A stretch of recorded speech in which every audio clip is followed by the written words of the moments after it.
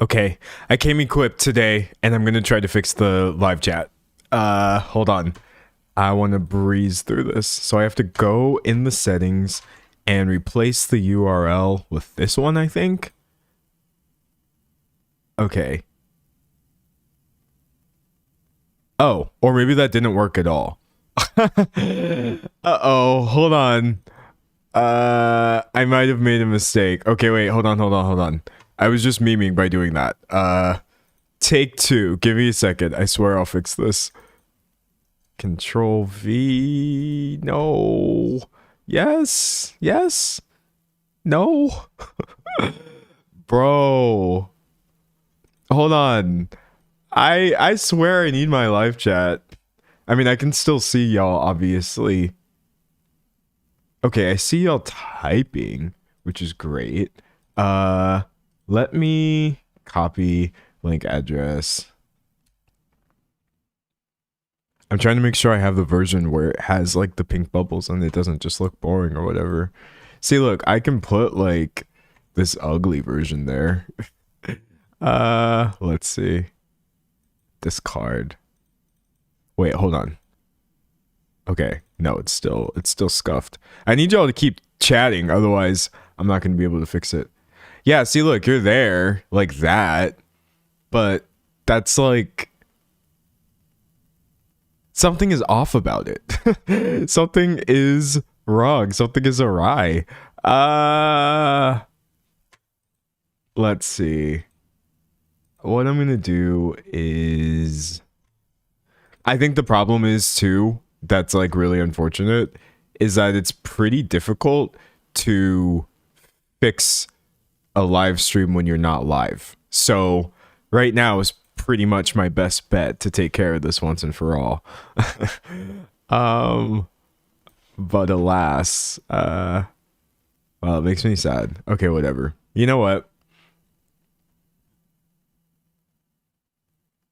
Someone say you're right, it's hideous. I know it's ugly. Actually, I think a lot of live streamers' chat overlays are ugly. Don't tell them I said that. I worked real hard to make mine something that I was okay with actually seeing on a day-to-day basis. I feel like while I was gone, even though this is possibly just me coping, I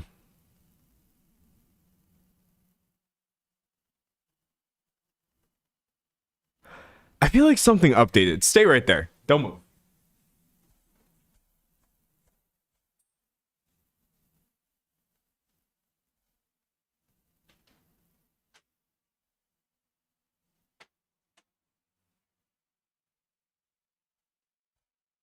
So this is the computer that I use to like create a lot of my stuff. I write all of my outlines on here.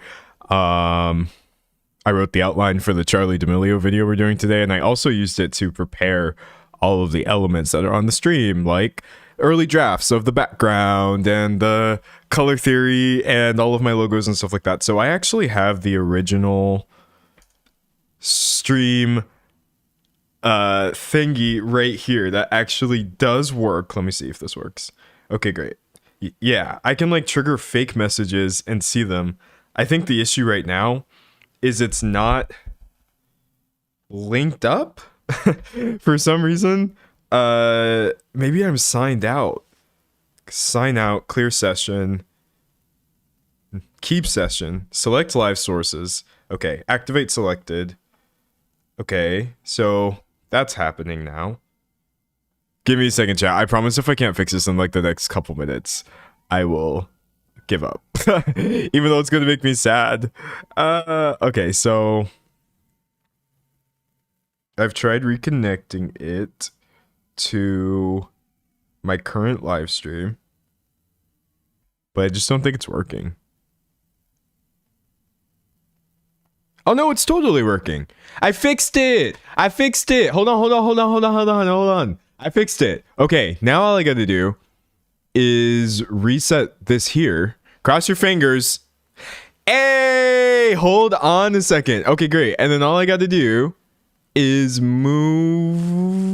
Wait, no. Hold on. Now we're back to at least being able to see you on screen with the backgrounds, but You're not justified. Once again. What is lost between A and B? Do I need to delete the custom CSS I have? Will that maybe fix it? Refresh cast of current page. No, that didn't do jack squat. Oh no, it did. Kind of. Oh my gosh, chat. We're getting closer. We're getting closer. Let's see. I feel like I can finagle this into something. If I could just figure out how to disable the usernames once and for all, that would be great. That's all. I also have no idea what was actually changed about it. That's the thing that bothers me so much. Like, dog, what is the point of this? Or I could maybe... No, hold on. Let's see. Message, styling, message font color, name, bubble color. Let's see. Name, text color? Radius. Sorry. This sucks so bad. What if I change it to 0px and then try this again? Will that actually work for me? Testing 1 2 3, testing 1 2 3. I swear to God, I'm literally mere minutes away. We could probably fix this from here, or we would if I was less technologically illiterate. So I've changed all the username sizes to 0px. I think it's working. Someone says this OBS. No, it's Social Stream Ninja being run through OBS as a plugin. Okay. That worked. Now I just have to copy over this new info from this computer to my other computer. By the way, sorry if this is really boring, but this is literally just the job, you know? Try being an influencer for a day. Okay, so I have this new session that should have no usernames on it because I don't really rock with all that additional info, bro. Someone said you got this, and I really appreciate them because I feel insecure when things like this happen. I'm like, it's not good content. This is so boring. This is terrible. Okay.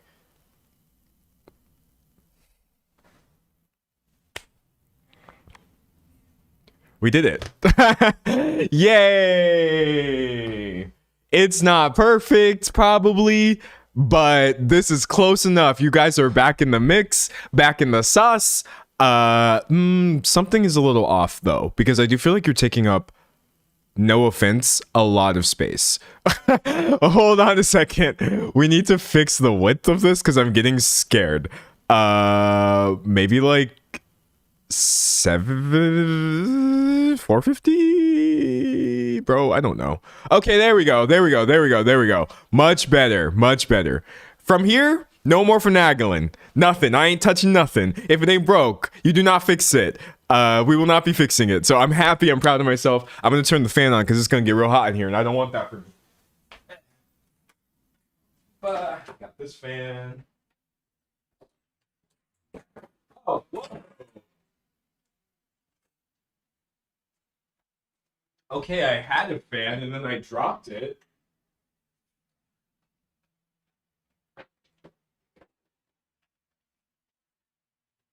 Bro, I almost killed my fan. Did y'all hear that? If y'all heard something, no, you didn't. That was crazy. Anyways, so happy. Someone said this is a million times better than before. Yes, thank you. Yeah, I be trying to put effort into this stuff so that it's nice to look at. It's not completely ugly and overstimulating. I do it for y'all, but I also do it for me too. Streaming is can be incredibly overstimulating and just not a good experience if you just have too much information going on, whether you're a viewer or the streamer. So I like it here in my safe pink cloud. But yeah, I'm happy that we got that sorted out. And it hasn't even really been that long. Like 15 minutes of technical difficulties for a 4-hour stream. Not terrible. All right. Let's talk about what's going to happen now that the most boring part of the day is out of the way. Sorry. Number one, if you're new here and this is your first stream, welcome. I promise we do much more than me typing on another computer and then sending things to this. that was a fluke. Usually the way this goes is the first 30 minutes or so is just a yap session. We can talk about whatever, don't matter that much. And then around the 30-minute mark, that's when we will get into the today's topic, which would be, as you saw from the title, Charli D'Amelio and this rumored feud that's happening with her family. Usually like rumors and, oh, this insider said that this may have happened, I would never even acknowledge, because what's the point? One person said it's true, no one acknowledges it, I can't go anywhere from there. But what has happened is her dad, who is alleged to be wrong in this case and has stolen millions of dollars from her, allegedly, responded to all of this. Actually, he did the one thing you're not supposed to do as a celebrity, and went on Instagram Live and started ranting and rambling about how, no, actually, Charli's just being misled, and it is a mess. And I'm also using this as a little bit of a context for reevaluating Charli's whole image. There's a whole big story there that her fans were kind of trying to bring up. Like, y'all, all you have to do is watch her show. All you have to do is kind of look back at this history of times in which she's been used as a cash cow by her family, etc. So we got a lot of stuff here from clips from her reality show, the Instagram Live, just kind of looking back at her rise to fame, the weird things going on with her dad's pre-TikTok career. It's all truly just a mess. But there's a lot there, and I think it's an interesting story. So we'll get there when we get there. This is also usually the part where I do any sort of announcements or whatever. I have an announcement. I scrapped the Patagonia video, and I have very mixed feelings about my decision to do so.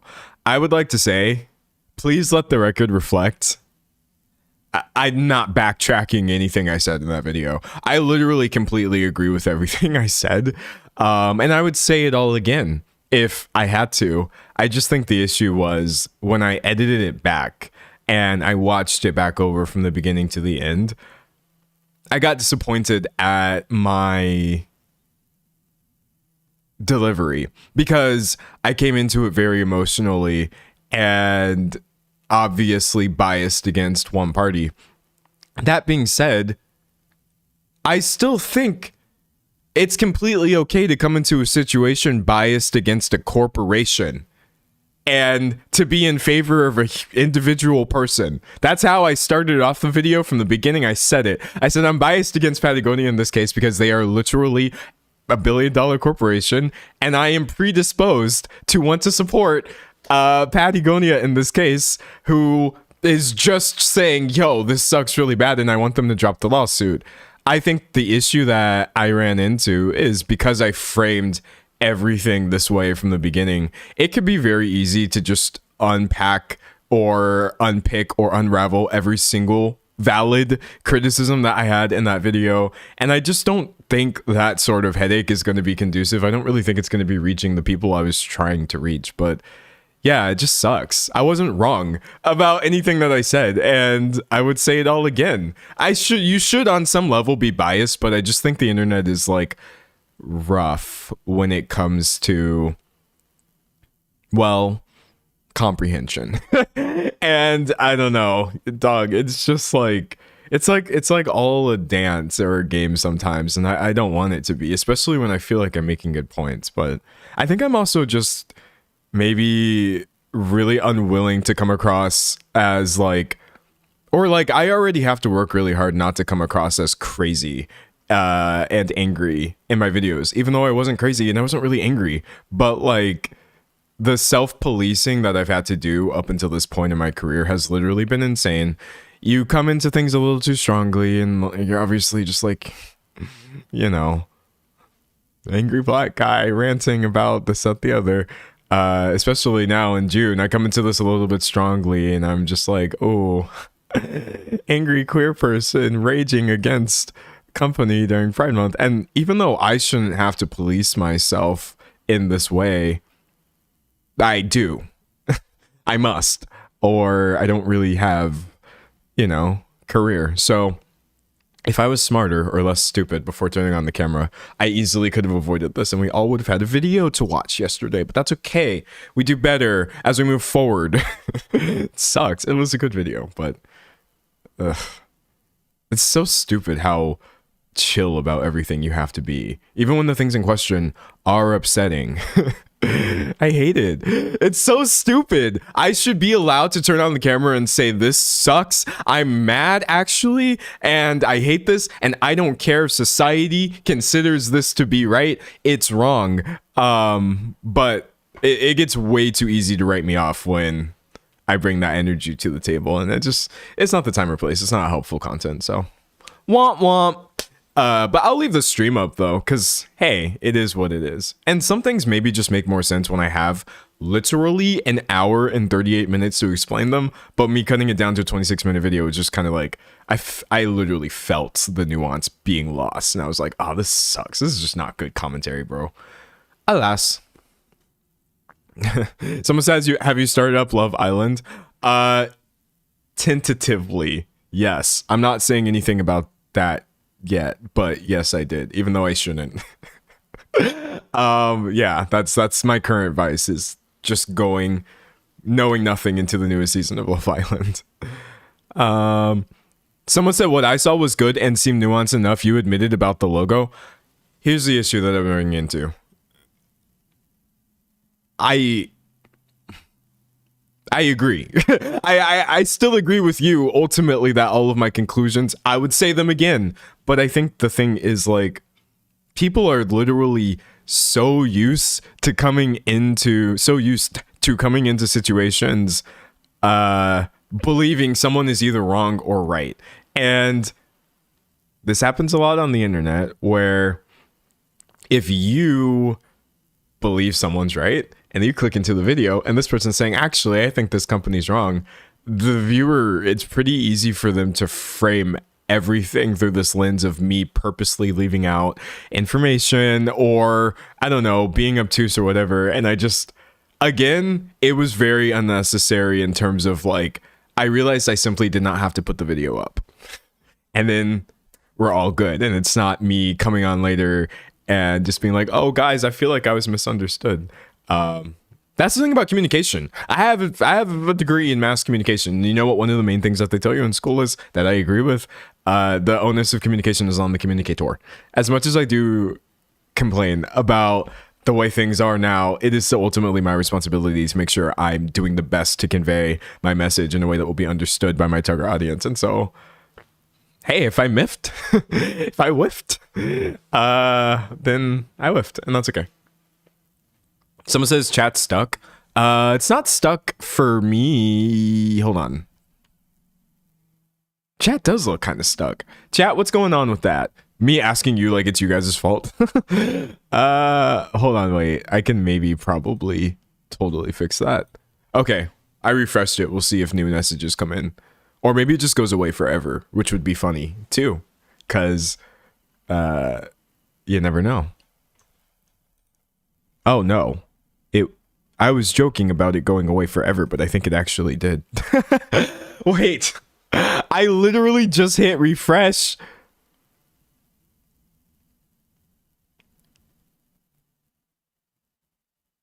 I literally just hit refresh. And the entire chat disappeared. Now hold on now. Something is so shaky. I swear to God, nobody is gonna mess this stream up for me. I woke up today and I was like, we are going to have a good stream. We're gonna stay on topic. Oh, I can see you guys here. Oh, okay, so it's because my computer turned off, I guess. That's weird. So I guess I just have to like leave my computer on this entire time. Oh, this is so stupid. Okay, so what I'm gonna do is go to my settings and disable my screen timeout. That way my laptop never turns off. Screensaver. Let's see. Yeah, I think if I disable screen timeout, then the chat should never freeze. Disable screen timeout windows. That's actually something I don't really know how to do, because it's usually better when your devices don't stay on for 4 hours at a time if you're not using them. Say it says go to battery under settings, power, sleep, power and battery, 91, Screen, sleep, and hibernate timeouts. Okay, so I'm going to say turn my screen off after never and make my device sleep after never when it's plugged in. Now I have to plug the laptop in. BRB.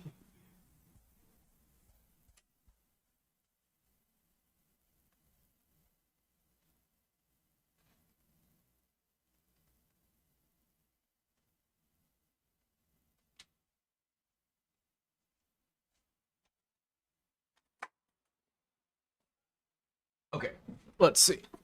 I'll just plug it into the wall right here.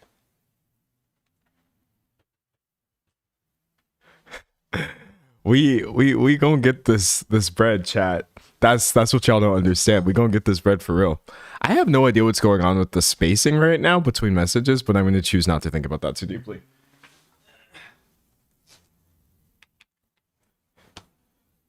Okay, we are officially plugged in. We're plugged up. Everything's still happening. I think we should be fine now. That means I'm officially running this live stream through 3 separate computers. Someone say your neck tattoo is cool. Thank you. I appreciate that a lot. Hold on. So yeah, everything should be fine now. We all good. We all good. Someone said just no Lego talk. Yeah, chat, I don't really have anything to add to the Lego conversation personally because I feel like it's very cut and dry. These people suck. My understanding is like the store pocketed the money from the sale of someone's Lego set when that money was supposed to be used to help that person's family is my current understanding. So yeah, I could, I guess, make a video saying, whoa, this horrible thing happened and it sucks. But I feel like the people involved have done a really good job of explaining that one. So that's low-key why you're not getting any sort of Lego bricks and minifigs drama from me, because I just feel like go watch the originals. Please do. But yeah, no Lego talk here from me. I don't have anything to add. Sorry. Someone said the chat messages are the result of the 0-point usernames. Yeah, probably. I'm gonna find a less ugly solution later, but for now, this is as good as we're gonna get. Buddy. Someone said it's the Mormon Mafia. Yeah, there's a lot going on with that, but hey, what can you do? Someone said the spacing is weird again. Yeah, the funniest thing is too, like, it's not weird in some places, but it is in other places, which I think is hilarious. And it's fine though. We'll live. We'll be okay. God loves us, maybe. I don't know. Anyways. Yeah, who knows? Reading chat. Someone said, Ben dropped another vid today. Yeah, no, have fun, question mark, following that, even though it's a terrible story, but what can you really do? All right, so we are officially 28 minutes in, and I feel like I didn't say anything during this 30-minute period. All I did was press buttons on my computer. all I did was like press a bunch of buttons and complain vaguely about goals that I have not yet met. This is so stupid. Hopefully things pick up in a little bit. And if this is your first stream, sorry. Terrible. Give me a second. I want to see something. I want to check something really fast. Work with me.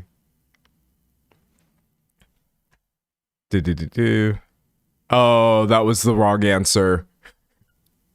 That was the wrong answer. Okay, never mind. I shouldn't have checked it. I should have just minded my own business, dog. I thought maybe I could like sneakily fix the issue with the margins, but I couldn't. So, alas. Someone said I've never caught to stream this early before. Well, now you see there's almost virtually no reason to do so. Oh, hey, I fixed it. Okay, great. Now when I say don't touch it, I really won't touch it. I won't touch it. Sorry. I can get very obsessive, as you see. I see it's not completely fixed, and that's okay. I'm not going to touch it. It doesn't matter. It doesn't matter. It's okay. Disconnect from your ideas of perfectionism. It's not a real ideal, and your pursuit of such doesn't move you any closer to happiness. All will be well. We'll be okay. We will be okay. Anyways, how are y'all doing? Enough about me. I feel like this has been so mid. Someone said, do you like purple? Purple's a great color overall. I think it goes well with like a lot of other colors. And I also think it's best when it's in a very deep shade, personally. I should do like a purple fit and see how that works for me. Someone said, I was literally just thinking about what happened to Charlie. Well, you're in time. You're just in time for this. Someone said it's ADHD. Let's not talk about it. I mean, that you're completely right, but I don't even want to. I don't want to think about it. It's okay. Someone said you should make a rainbow background. Oh, like for Pride? That would be fun, actually. Maybe. Or maybe not. Maybe never. Watching from Finland. Hi, welcome. Thank you. I appreciate that. Someone said, what's your zodiac sun sign? I don't really know what a sun sign is. I think I was born August 29th. If that helps you. I don't know if it does. I'm not sure. Someone said queer wedding planning for Pride Month. Oh, is it your wedding? If so, congratulations. That's awesome. That's great. That's fantastic. Me silently cataloging the information that the discrepancy happens when we receive multi-line chat messages. And what am I going to do with this information? Discard it, because it's not helpful. It's not useful info. Someone says sun sign is the main sign. Oh, well then it's just Virgo. I didn't know that. Yeah, if that's just the main sign, then I'm a Virgo. Shout that out. Well, even though it's a whole thing with me and like being a Virgo, but secretly being a Leo, depending on which way you cut it. Even though people say the way I like to cut it, it's not valid. So I just say Virgo. That way people don't correct me. Even though I feel like a Leo, low key. Someone said Virgo, no surprises. Yeah, I mean, neither one seems super off, honestly, if you look at the material. Someone said not knowing what a sun sign is during Pride Month is a hate crime. Sorry. Everything is a hate crime during Pride Month. We can only aim to commit as few as possible. That's my goal. That's a joke for legal reasons. Oh, also speaking of which, did any of y'all see the trailer for the new Scary Movie? Like Scary Movie 6? Which, first of all, 6 movies is crazy. I know a lot of people are excited about that movie. But I feel like low-key, I am confused at some of the, shall I say, marketing decisions regarding Scary Movie 6. I am confounded a little bit. Hold on. Let me switch over to my PC. Let me fix the audio, that way you can actually hear it. Monitor off, monitor and output. So I see a lot of people, trying to explain like, oh, you had to have been there for the first ones and whatever. Wait, this is Michael Jackson. Why is that in this video? What? Oh, no, it's not. Okay, never mind. I swear to God, this was the trailer I watched. Oh, maybe it wasn't. Okay, well, anyways, look. You're getting a lot of this branding of like, no safe spaces, and them talking about we're doing it and we're gonna cancel culture with this movie and like pronoun jokes in the trailer. And I'm like, dog, who is this for? Because like straight up, even considering Scary Movie 6's target demographic, I feel like even a lot of them have moved past this style of, I thought we were tired of this. But maybe I'm just stupid, so that's okay. I don't know. I'm not going to be able to actually find the clip itself. Probably. I don't know why. Where's the, oh, maybe it was this final trailer thing right here. Hold on. I got to skip forward to make sure I'm not just showing someone like, yeah, it's right here, I guess, was the clip. And I was like, dog, what are we doing in the year of our Lord 2026? Okay, maybe that won't be too bad. Oh, wait. It's muted. My bad. Okay. So I think she's gonna... or not she. Wait. I'm playing into this too, but just watch.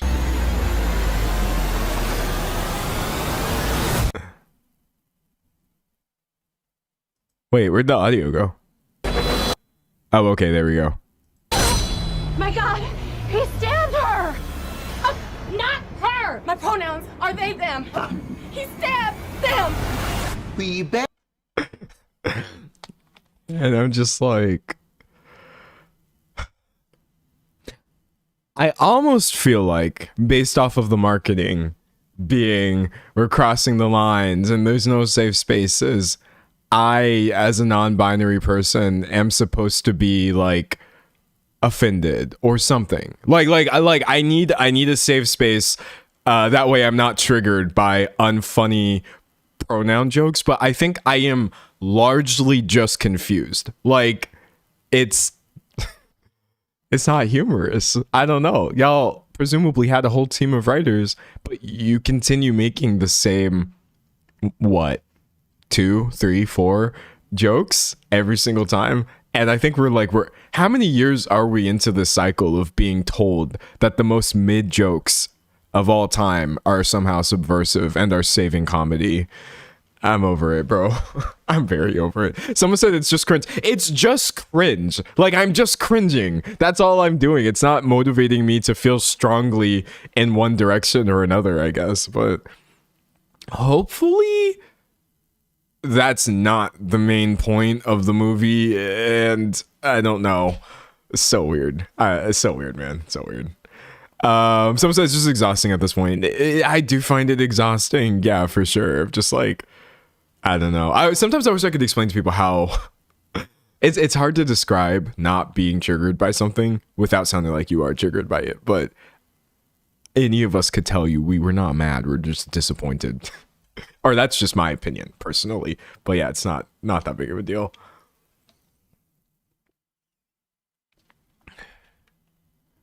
Reading. Someone said this is Gen X humor. I mean, I done dropped my whole water. It depends on the Gen X, you know. It certainly was at some point. I think I just feel like I know a lot of people in my own personal life in this demographic who were like this, but have slowly shifted and updated their understanding. And now even they wouldn't necessarily find this funny. It's very interesting, dog. It's very interesting. Someone said they made a list of the stuff they're joking about, and it was kind of ...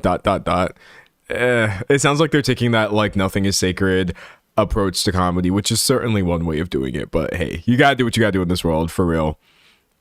Someone said, are you gonna post videos of your last stream? No. You might have missed me explaining it in the beginning, but basically, I feel as though, I'm just gonna move on, and you'll get this video tomorrow. You'll get this video tomorrow. Someone said Marlon Wayans has a trans son and is very accepting of it and speaks about it often, so I'm even more confused. Strangely, this is the part that I find less confusing.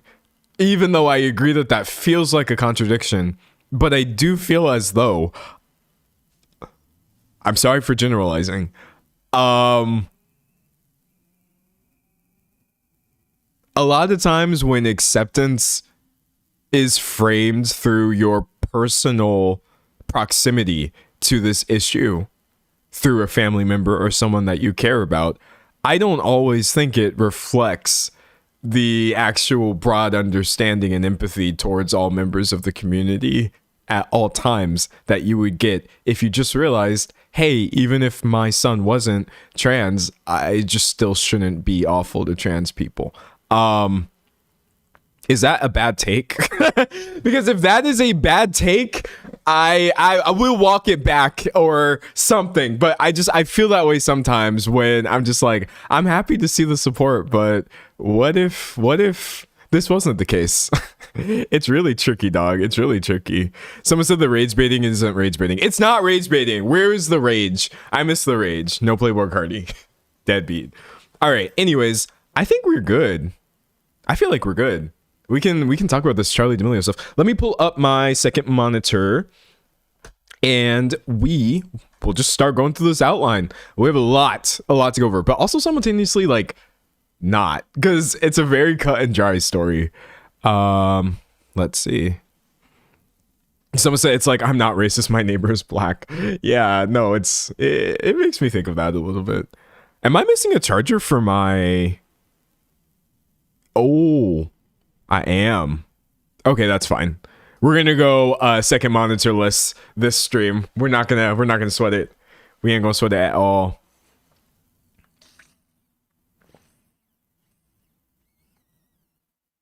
Excuse me. Someone said, hi, am I late? You literally picked the absolute perfect time to join if you're here for the main topic. Oh, I forgot to tell y'all, I have other topics too, by the way. Dolly Parton is one of them. I wrote them down. That way I wasn't gonna, like, forget. And then I did. We're gonna talk about Dolly Parton. All good things. Baby, all good things. Y'all know y'all have to let me be parasocial about Miss Parton. You know you have to let you, sorry, every time I grab the mic, you can't hear what I'm saying, so I should stop doing that. It's all good things about Dolly Parton. Please let me be parasocial about this person. It's not good things though, because people, they're trying to mess with Dolly, which is insane. So we're going to talk about that briefly.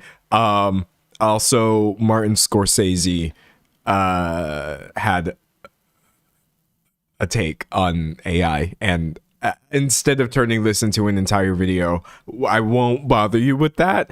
I'm literally just going to mention that after the main topic.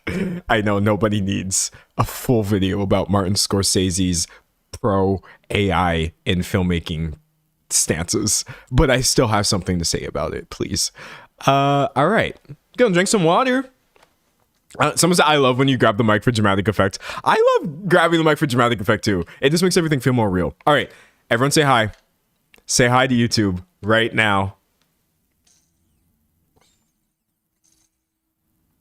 Someone said, I suck my breath in. No, don't worry. It's always going to be from my end. I ain't got nothing bad to say about her.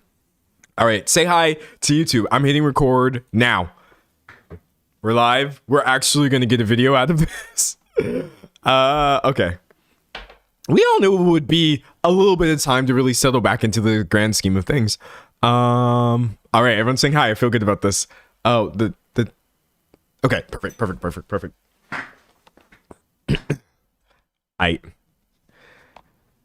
So, do you remember Charli D'Amelio? Me neither, but actually there's rumors that her family, her father specifically, stole millions of dollars from her. Rumors that he himself has responded to on this crazy Instagram live. It turns out Charli herself has left the family business, etc.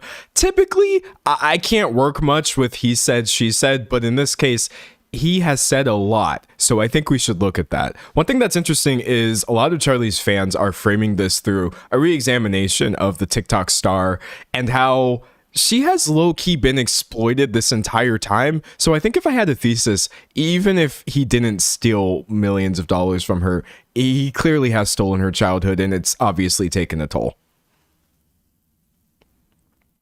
How was that? Was that a good intro? Oh, I like the very LGBT high that we got for this time. We got a very, I see right now a very rainbow coded hello, which makes me happy. All right, let's go. All right, so y'all don't have to say hi no more. We got it. Honestly, I definitely do remember Charli D'Amelio. It's more so, I just feel like I haven't heard from her in a while, but thankfully she seems to be largely doing fine. Let's see. So Charli is a child dancer turned TikTok star. Actually, usually people focus on the TikTok part of it because, I mean, she's like more famous than, I don't know. I was gonna say the Beatles as a joke. And like technically she does have more TikTok followers than the Beatles, but that would just be because, well, the Beatles are not on TikTok. Because she was at one point one of the most popular people there. But for this video, I also would like to kind of get into this child dancer aspect because I feel as though it adds a lot of context to this whole thing. So dance is actually something that Charli still does. She was on Broadway as recently as a couple of years ago, and she's competed. She's won. She's done all of these things, devoted a lot of time and energy to it. And I guess that's why it was only natural that years ago at this point, she would blow up on TikTok for doing her own dances. Ba, ba, ba, ba, ba, ba. And when I say blow up on TikTok, I do understand everyone has a Millie on the clock app, but I'm genuinely talking about, like, she's at 12 billion likes at this point, I guess. 158 million followers, which I don't even really know what these numbers mean. I have no way of conceptualizing that. And it turns out neither did she when she achieved these heights at the ripe age of literally a minor, actually. Let's see. Pulling the records. Apparently, she crossed the 50 million mark when she was only 16, according to Guinness World Records. Very quickly jumped to 100 million after that. And when I think back about the way people used to talk about Charli on the internet, it was typically from the perspective of obviously dunking on her for being popular with young people and people generally not understanding why. But if you more so look at it as a story of somebody who, since she was a teenager, has been the face of her family's business and has never actually been able to be anything other than the Charli D'Amelio they turned her into, it starts getting really weird and really problematic. I don't think that any 15 or 16-year-old should be the literal most famous person on any social media app. Someone said literally the size of a small nation. She was so popular. But yeah, I just bring these numbers up to let anyone who might be new to this know, y'all, Charli was really dominating at one point. Let's see. Pull up this little video of her. Here's TikTok congratulating her way back in 2020. Also, the phrase back in 2020 pisses me off. Probably bump this one up a little bit.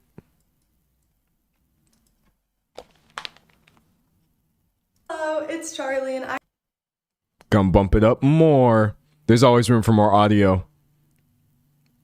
Volume. We'll try 400. have some awesome news to share, but first, thank you guys so much. I cannot believe there's 100 million supporters following me right now. That is insane. Oh my goodness, still can't grasp that this is real. I still feel like it's a dream. Literally a child. Nowadays, Charli is 22. Cue the Taylor Swift song. And I would say that's why you've pretty much never gotten a video from me about her at any point up until now, because I'm turning 28. I'm pretty much on the wrong side of Gen Z, so she was always a little after my time. Let's see. When I think about Gen Z being associated with people like Charli D'Amelio and platforms like TikTok where you do your dances and stuff, it does genuinely make me feel like the oldest person in this supposed generation. Also, I realized I need to turn my chat on. Okay, there we go. You guys are here. But alas, what can you do? Someone said I'm older than Charli. Yeah, if you're older than 22. I think it's this weird mental trick where she's been popular for so many years. It seems like she should be older, but the issue was just she was a child. All right. And then of relevance is the fact that Charli's fame actually promoted her entire family to being at one point borderline household names. Well, I mean, if the household involved a 12-year-old who liked to follow people on the clock app. So, of course, you've got her sister, Dixie D'Amelio. She was known for music and other things that I'm sure her fans could tell you about. But the beef, if you will, would largely be with these two people. Charli D'Amelio's parents. Specifically, we're getting a whole lot from Mark D'Amelio, who absolutely, with his wife, somehow leveraged his daughter's social media following into him now also being a Z-list sort of almost celebrity, which I'm automatically critical of that just from jump. I am always wondering why, if a child is famous, their parents also somehow need to be famous. Someone said same as a fellow 29-year-old Gen Zer. Bro, it'd be rough out here for real. It really does. All right, so anyways, I think that's kind of all I'm going to give you of like who Charli was then. What you should know is over the past couple years, you kind of just heard a little bit less and less about her in the mainstream. She no longer holds the record, I suppose, for being the most followed person on TikTok. Actually, I have no idea who does.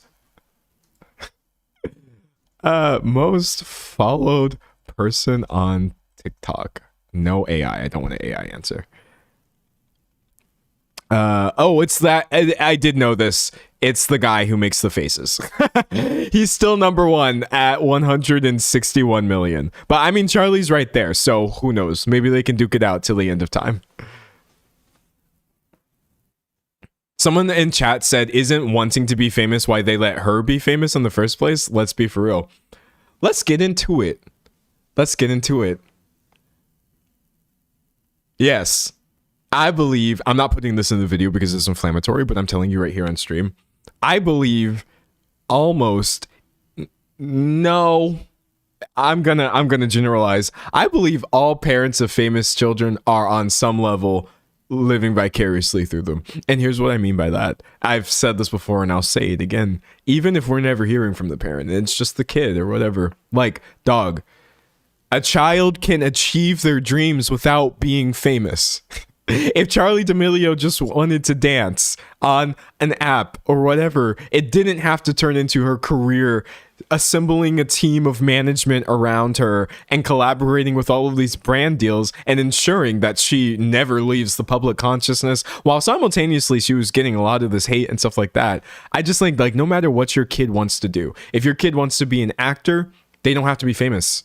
Your kid can do theater. You, as a good parent, can support their dream. If they want to do what else do kids get famous for doing? I don't know.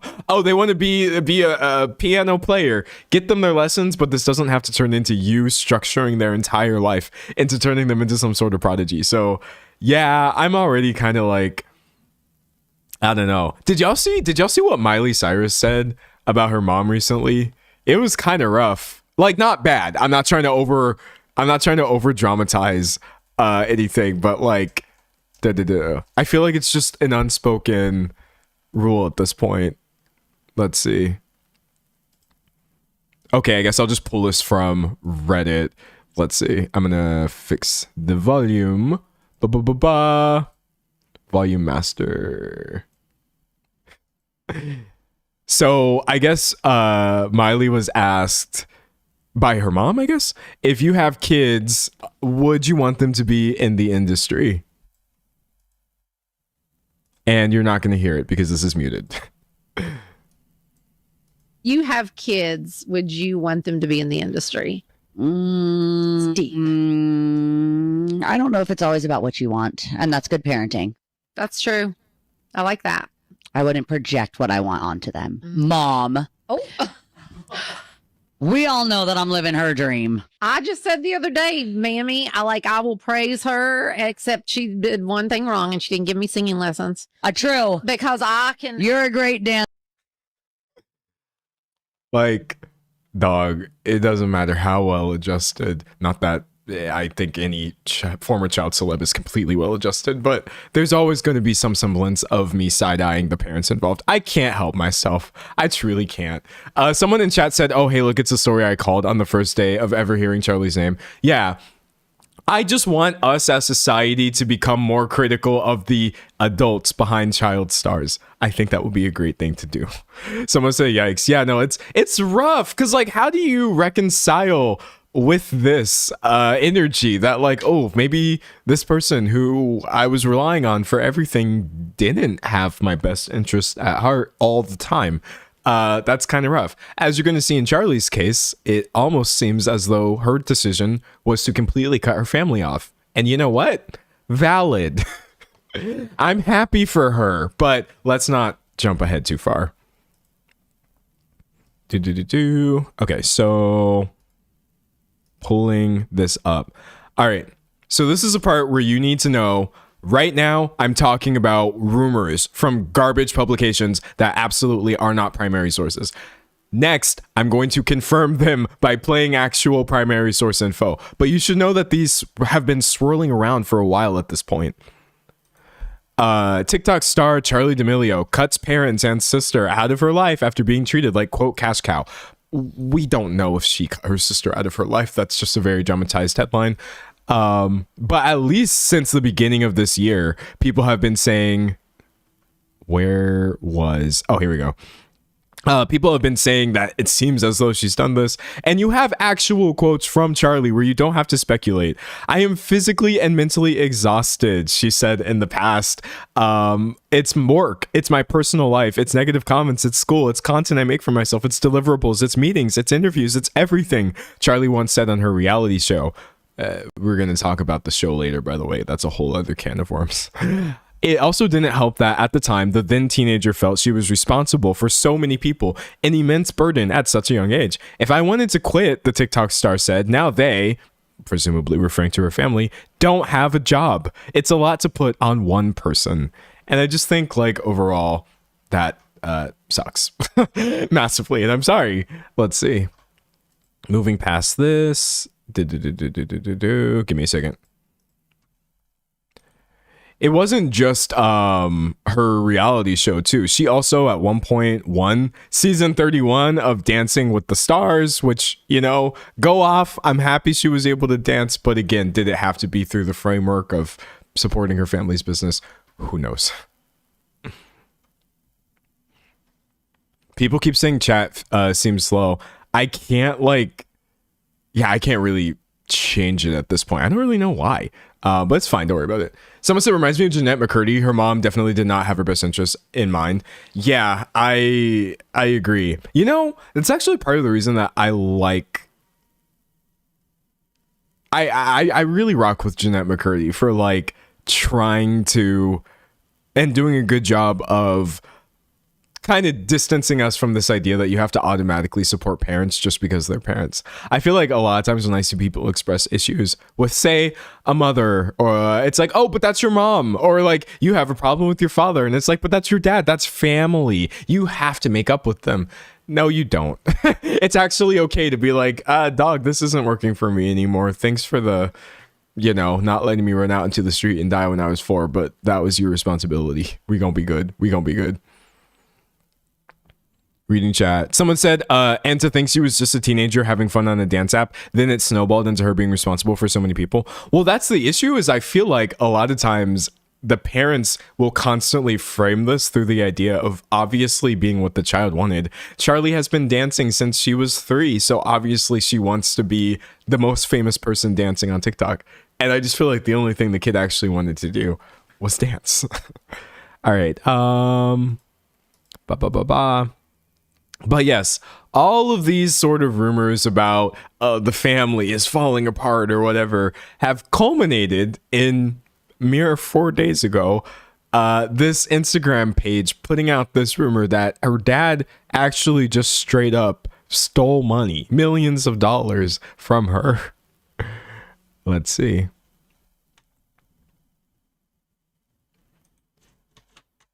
Someone says she went from dancing for fun to being a provider for her whole family. Yeah, you, as a minor, you should never, ever be the provider. That's just way too much, what's the word I'm looking for? Pressure.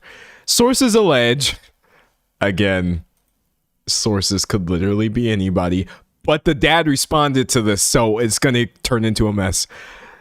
Sources allege that TikTok and Broadway star Charli D'Amelio discovered millions of dollars had been transferred out of accounts that were established during the years her career was managed by her parents. Insiders claim the transfers allegedly occurred over an extended period and involved funds that were intended for Charli's savings, which is terrible.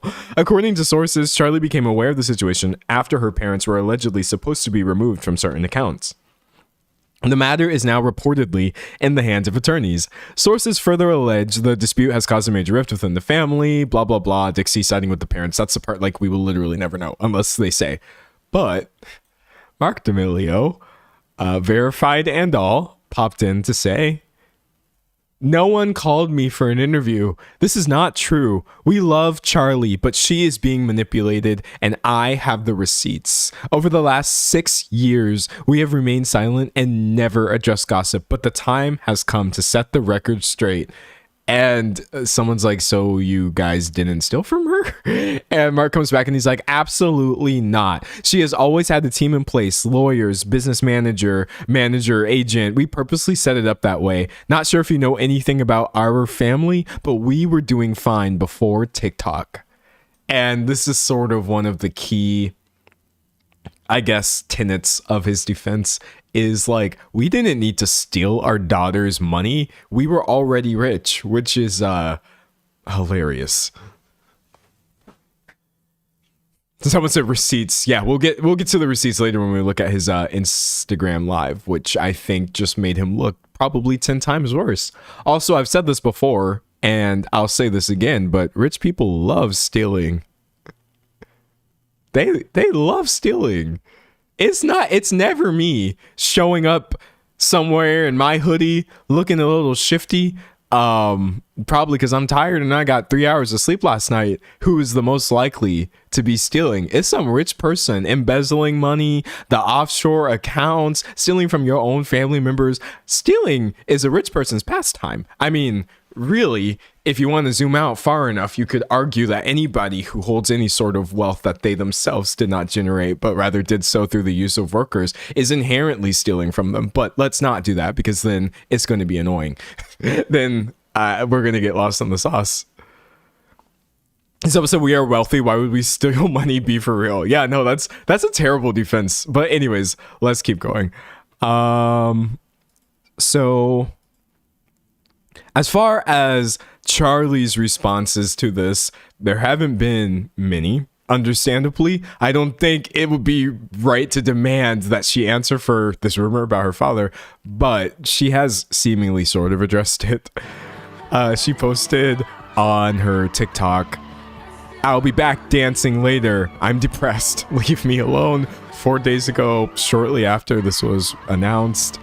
Of course, you know, your classic crying selfie. And I just want to say, no matter how many jokes I make in this video, I do feel sorry for her. This is just such a whack situation, regardless of what is or is not true. Okay, pulling this. But what I think is a lot more notable than any statement Charli could or could not make is the fact that she has objectively been separating herself from her family's business for a while. It says right here, Charli D'Amelio quietly left her family snack brand before the Rift rumors exploded. So that one picture I had of all the four of them holding up their popcorn bags, pull that up. Yeah, this whole thing going on right here was the four of them, but Charli herself has actually opted out of this now.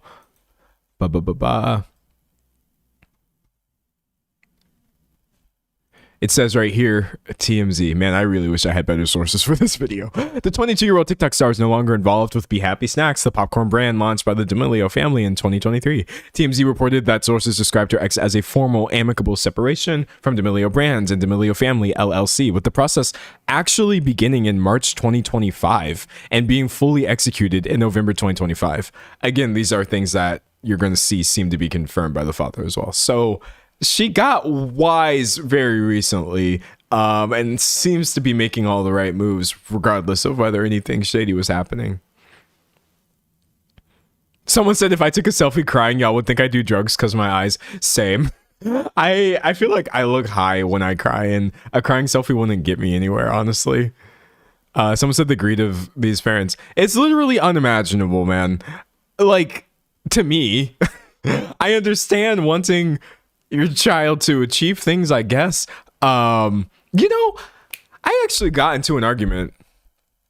I got into a fully fledged argument, except not really, because I am very averse to conflict. So all I did was just feel really strong feelings and not voice them. So no one actually thought I was arguing. But essentially, it was with someone who was explaining you should always have these big plans. You should always be thinking bigger. You should always be evaluating every single part of your life as a stepping stone into the next part of your life. That way you're going to be okay, because things aren't going to last forever. And I and a couple other people were trying to explain, like, actually, it's fine to maybe just do things one day at a time. And actually, maybe not everything has to be like a grind or matter at all. And then I think I got, in the course of that conversation, I feel as though I was basically just called like boring and a small thinker. And I was just like, sometimes I wish people would evaluate where their desire for constant growth is actually stemming from. Because is it really helpful? Does everything always have to be bigger? Do you always have to make more money? Me saying this as an influencer is crazy, and I'm sorry, but do you always have to have more followers? Do I necessarily need to be the biggest person, I guess, making commentary videos? I'm quite happy and proud of myself with what I've built, and I did it pretty slowly, chat. I didn't have like one video, propel me to where I am now. For years I've been grinding, and I'm proud of myself, and I'm not looking at this as something where I've got to scale it up. But yeah, I think about having a kid and instilling in them, you can always be doing more. You should always be thinking bigger. And I don't think it's a good thing to do. I personally don't think it's great. I'm also speaking from personal experience because that was done to me as a child, and yikes. Yikes. Someone said, every time I listen to you, I find myself, well, hopefully not too much of yourself. Hopefully not too much. Someone said, sometimes we just need to exist comfortably and quietly. Yeah, there's nothing wrong with just being a little chill, having a chill period, truly. Because that's the thing that I was really struggling to explain in this conversation. It's still hard to do. That's still difficult. If you're telling me your goal is like, I'm going to scale my channel into a multimedia conglomerate or whatever, and you're coming at this from all these angles and you're explaining how hard this is going to be, but fulfilling for you. I was trying to explain, like, it's also really difficult to just like be happy with where you are. And that's also a mark of a lot of personal work and digging deep and making peace with things. That's not easy either. But I guess I just had to leave the conversation conceding, okay, no, you're right. Your plans are cooler than mine. It was wild. And I feel like a version of this happens to me all the time as I get mellower and mellower, just less, I don't know, grindy. Someone said there's so much wealth and comfort and peace. Exactly. Here's how I feel. The idea that money doesn't buy happiness is not true. We all need enough money in a capitalist society in which things are, we all need money. So I'm never going to sit here on the live stream and be like, oh, you guys should just be happy no matter where you are. That's the secret. No, I was so miserable when I didn't know how I was going to pay my rent. Actually, so what I feel like my version of quote unquote grinding, I just want to grind until I'm not worried. And also no one around me is worried. And then I would be happy while simultaneously also hoping to affect some sort of change under which no one has to do this. That would be great. It would be fantastic. But alas, what can you do? Dog, it's all just a mess. Someone said, hey, yo, same. I just want to have to not worry about this stuff. Like, something I found out recently? Not to give like TMI because it doesn't matter and we're fine or whatever, but I recently got confronted with the price difference between medication that is covered through health insurance and medication that is not. And I was appalled. Like, we're gonna be fine. It's not medication for me, it's just medication that I'm paying for. We're gonna be fine, but like, I don't understand why things cost the way that they do. It can't possibly be because this is what they're actually worth. I feel like the actual price gouging that's happening with just the bare necessities being, someone said it's a soul crushing difference. It was alarming. It was alarming to me. I was like, I literally thought there was a mistake, and I was like, this can't be like per month, but it was literally per month. what we were quoted, and I was just like, so all this to say, like, it's never as simple as just being happy with where you are. We all need to afford things, but dear Lord, it's a mess, dog. Someone said, don't get me started. Exactly. I'm unstarting. I'm stopping. Let's move on. All right. So getting back to the charli of it all. So I kind of brought up that she left the business. She was vague posting. Okay, whatever. So next, I kind of want to get into her dad. I didn't love the phrasing of that. So you're going to dump that last sentence from your memory, and we're going to try this again.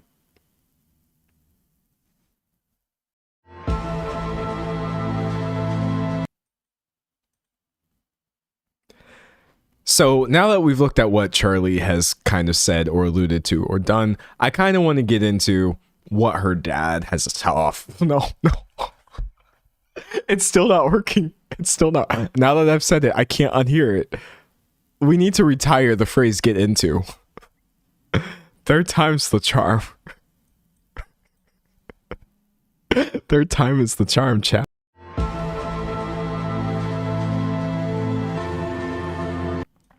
So now that we've taken a look at what charli has kind of alluded to or said or done, let's do the same with what her dad has to say about this whole situation on Instagram. But I think a minor dive into his past might contextualize some of this first. Okay. Someone said, let's do a deep dive in her dad. Let's never do that. Let's not do that at all. Let's not and say we didn't. That's how I feel. We got through this. We survived. I delivered the line and it wasn't terrible. Okay, God. Oh my God. But live streaming is literally you just constantly fighting against yourself to not say the weirdest, most easily clippable things of all time. It's a mess. It's an absolute mess. Someone's laughing out loud. I'm laughing too, but Lord Almighty. All right, so chat, can I be blatantly political? Will you allow me to be blatantly political right now? I'm gonna do the thing and just completely write somebody off because of their political affiliation. Her dad is a failed Republican. Did y'all know this? I feel like a lot of people know this and a lot of people don't. Many of you are like, D'Angelo, I didn't know who this girl was at all, so that's fair. But when I say failed Republican, I'm not talking about like he was out here liking tweets. I'm talking about, what do you mean Mark D'Amelio, Republican Party, ran for election to the Connecticut State Senate and lost in 2018. So we just got this Republican loser. Actually, he is bad news. During his political stuff, of course, when you do this thing where you start digging up dirt on everybody who's running, his DUI was revealed, and this is actually genuinely heinous. This is crazy. D'Amelio blames Democrats after drunken driving arrest surfaces. I already have very extreme opinions about drunk driving, which is basically, hey, this kills people, so don't ever do it. What? But actually, D'Amelio was arrested in 2014 on South Main Street for driving drunk with his then 9-year-old daughter in the car, in the front seats, and 3 strangers whom he had picked up at a bodega in the back seat. He allegedly told officers he was driving around South Norwalk, handing out his winnings from the casino to teach his daughter a lesson on helping the less fortunate. There's literally no world in which he could have ever had her best interests at heart when, at one point, actually just mere years before her TikTok career got turned into an entire business by him, he was driving drunk with her in the back seat. This is, I suppose, as I mentioned earlier, I always in my mind think, yeah, these parents do not have their kids' best interests at heart, but this is another level. This is actually reckless disregard. He doesn't care about her at all beyond what you can get from her, clearly. Someone said, what in God's name? Yeah, no, that's just wild. What? Anyways, just kind of throwing that out there because I'm going to show you a bunch of clips of him saying like, oh, I care about my daughter. I'm the one who has, who's looking out for her. All I've ever done is protect her. And I'm like, the law may disagree. Not a big law fan, I suppose, but all right, let's see. All right. Pulling up some clips for the show. And then I also just want y'all to take a look at like how Charli herself, during the height of her fame on her reality TV show, The D'Amelio Show, which happened for some reason, talked about all of this happening. Not the DUI, obviously, but the management of her career. It's just sad. Probably gonna have to turn this volume up like 5 different times because I have so many clips. Okay, but we're gonna do our best, chat.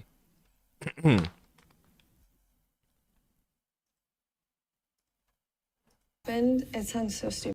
Nah, this ain't it. This ain't it, Chief. 350. Okay, take 2. Happened. It sounds so stupid. Hold on, y'all know I'm gonna get the volume. I want y'all to be able to hear. No tabs playing audio right now. Long Hold ago, on. but what happened? It sounds so stupid because it was so long ago. But I had. Okay, I guess I have to turn up literally the entire, like all the way to 600. This is as high as I can go, chat. So, sorry, Lord Almighty. Okay, going back. What happened? It sounds so stupid because it was so long ago. But I had a dance teacher that was really shitty, and that messed me up for a while. I mean, like, words have so much power, especially when it comes to young dancers. I think, or I know, because I was there when this happened, because she was a millionaire and a very famous person, a lot of what Charli was saying was getting written off as like, we don't care.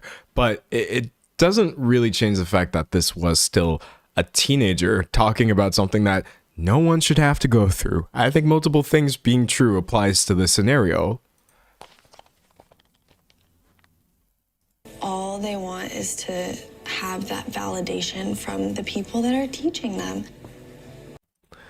I don't think the show was trying to have a thesis, or if it did, whoever ran the show basically set the family up. But you can view the entire thing as Charli constantly just trying to maintain her family's validations. So you see her pressured from literally, what did they have her age 9 in these classes where these adults are saying terrible things to her, pressuring her into doing sponsorships. Now, again, like, if someone older than her was saying, oh, I got pressured into doing the sponsorship, I'd be like, yeah, buy money. But she worked for her parents.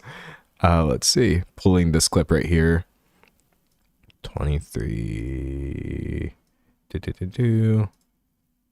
Gonna turn it all the way up for y'all. Okay. And not just sponsorships. I mean, at one point, they were pressuring her into releasing an entire skincare line when she was saying, hey, I'm not really secure and happy with my skin, and that feels like I'm misleading people. That's not what I want. I feel like a fraud, and I don't enjoy feeling like that. I don't want to lie. I don't want to sell people a product that doesn't work. It's a little disheartening to see how easy it is to, like, put something out that you don't even like. I didn't know any of this because, again, I'm old. I wasn't watching this at all, but I don't really see the picture of some completely entitled, I don't know, famous brat. It reads a lot sadder than that, a lot weirder. The fact that all of this was even captured on camera and her parents were okay with coming across this way. Like, please forgive me for doing the really annoying YouTuber thing where I'm like, oh my gosh, her body language. I'm not a body language expert. I'm just saying, like, you know, someone being uncomfortable when you see it. Push. I don't know. I feel like I just honestly want to like push. I want to like push it until it's like clear. I feel like guilty. I feel like a liar talking about all this skincare stuff. It's very like detached from reality. I've been in business meetings like this. They're all very cringe, but certainly not something a child should have to go through. I find that to be actually genuinely insane. And it's not just the dance. It's not just the sponsors. It's at one point Charli saying that her perception of herself was as the face of her entire family. To boost this volume for you all. Don't get me wrong, I love my family, but having to put in all of the time and energy for not only yourself, but to uphold a family business with, you know, you having to be at the forefront, it makes it very stressful for me. Dog, again, just hearing anyone say this is sad. I think it's making me sad, but like hearing your own daughter saying all of this to the cameras over and over and over and still gleefully signing all of these deals, flying across the world. She's going to now be in this ad in Japan and we're going to go on vacation while she's working. That's real, by the way. That literally happens in the show. Let's see. Pulling this right here.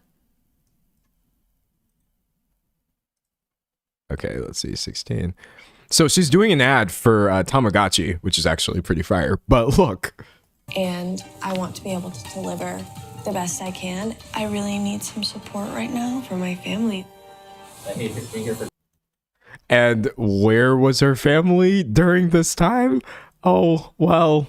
Give me a second. I am trying to find my spot.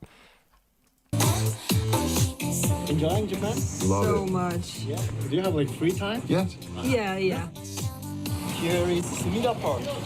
More than 1,000 sakura trees. Y'all suck real bad. Okay.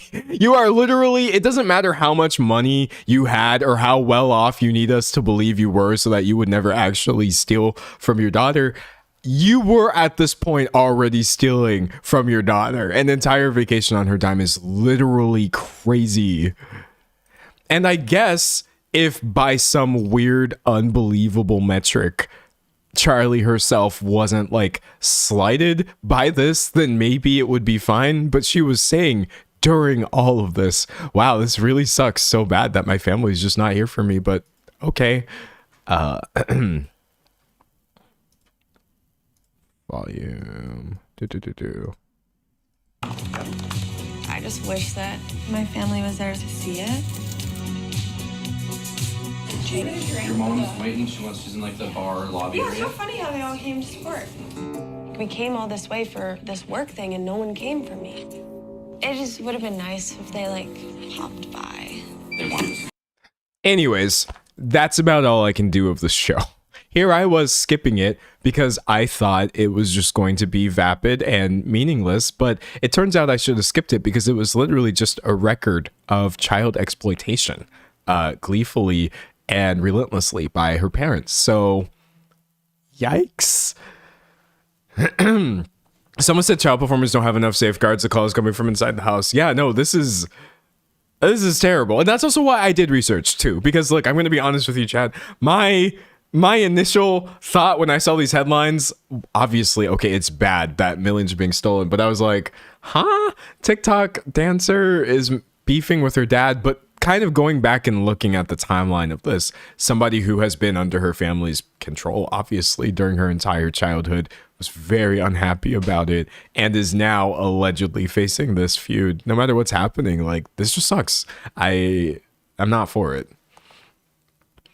Someone said, I'm disturbed by how much of her following was middle-aged men, even when she was 14. Well, that's another problem, too. Like, that's a whole other thing that we can't even get into, or we will literally be here all day.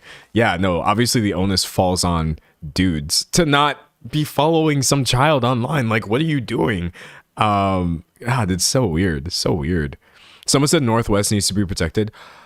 Oh man, I feel the same way. Oh no. Oh no. We're getting off track. I feel very similarly about Northwest, the 12-year-old who I have already, she's just done so much. I know too much about her. She has production credits at this point. She has her fashion, a look to her. Clearly, I'm really worried. I hate all of this, and I just feel like there's no reason that any of us should be purposely conscious of what a 12-year-old is doing, whether this person has the last name West or is related to the Kardashians or not. I feel similarly about y'all probably know who I'm pulling up right now. Blue Ivy Carter. Look, happy for her. She seems like she's doing fine, but I would just vastly prefer never to hear from children. Actually, wait, now it sounds like I'm saying children should be seen and not heard. I don't believe children should be seen or heard. That's my opinion when it's talking about on the stage of public spaces where you can say any and everything. Also, like, I almost don't want to show you this because it's so gross, but I'm gonna scroll down to that initial article about give me a second. It was that first article I pulled up about her going no contact, I think. Yeah, the comments on this, dog.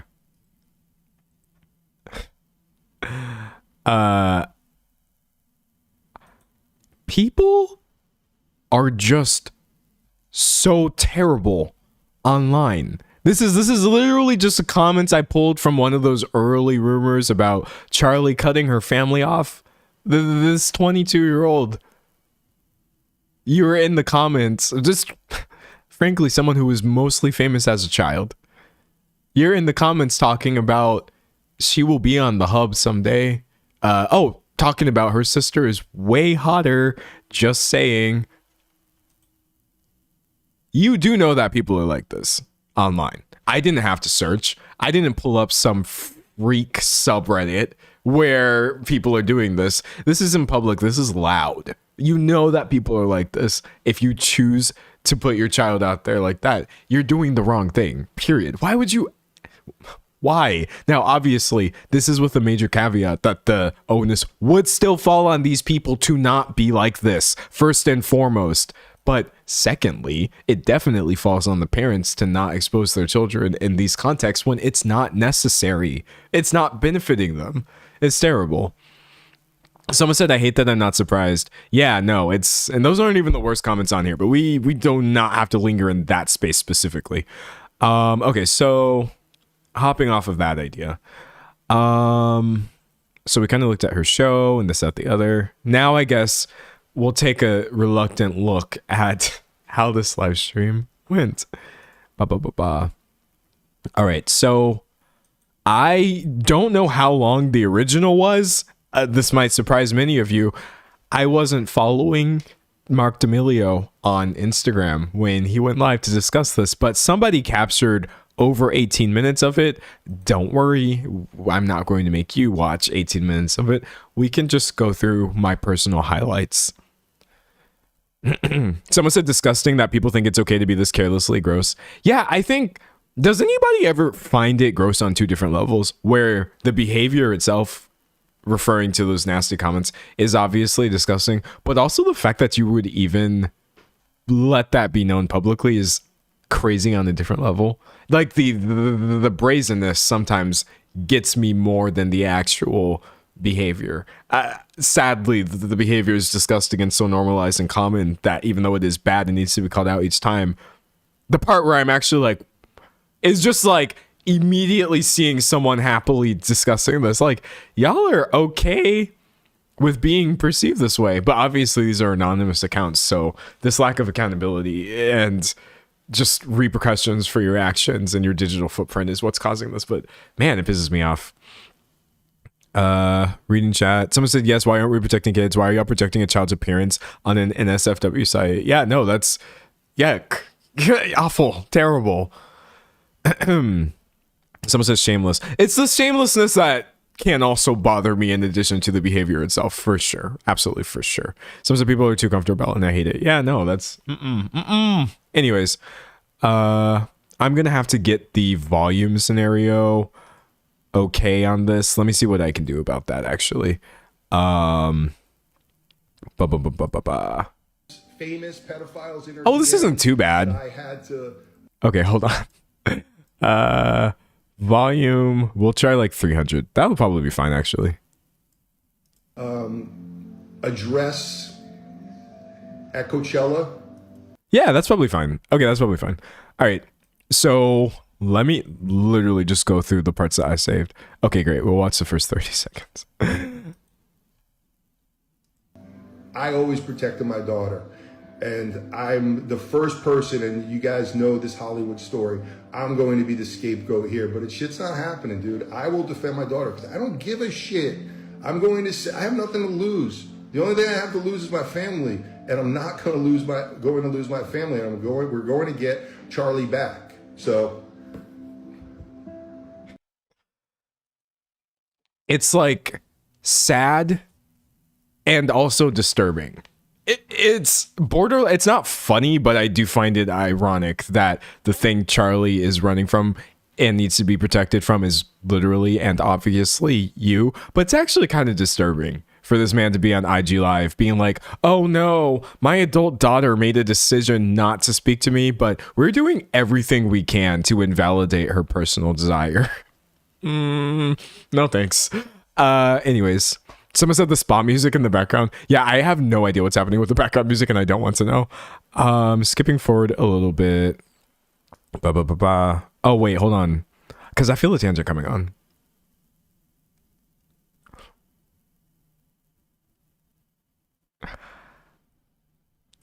I do see this a lot where I don't always think that people are as familiar with the very common manipulation tactics of parents as they could be.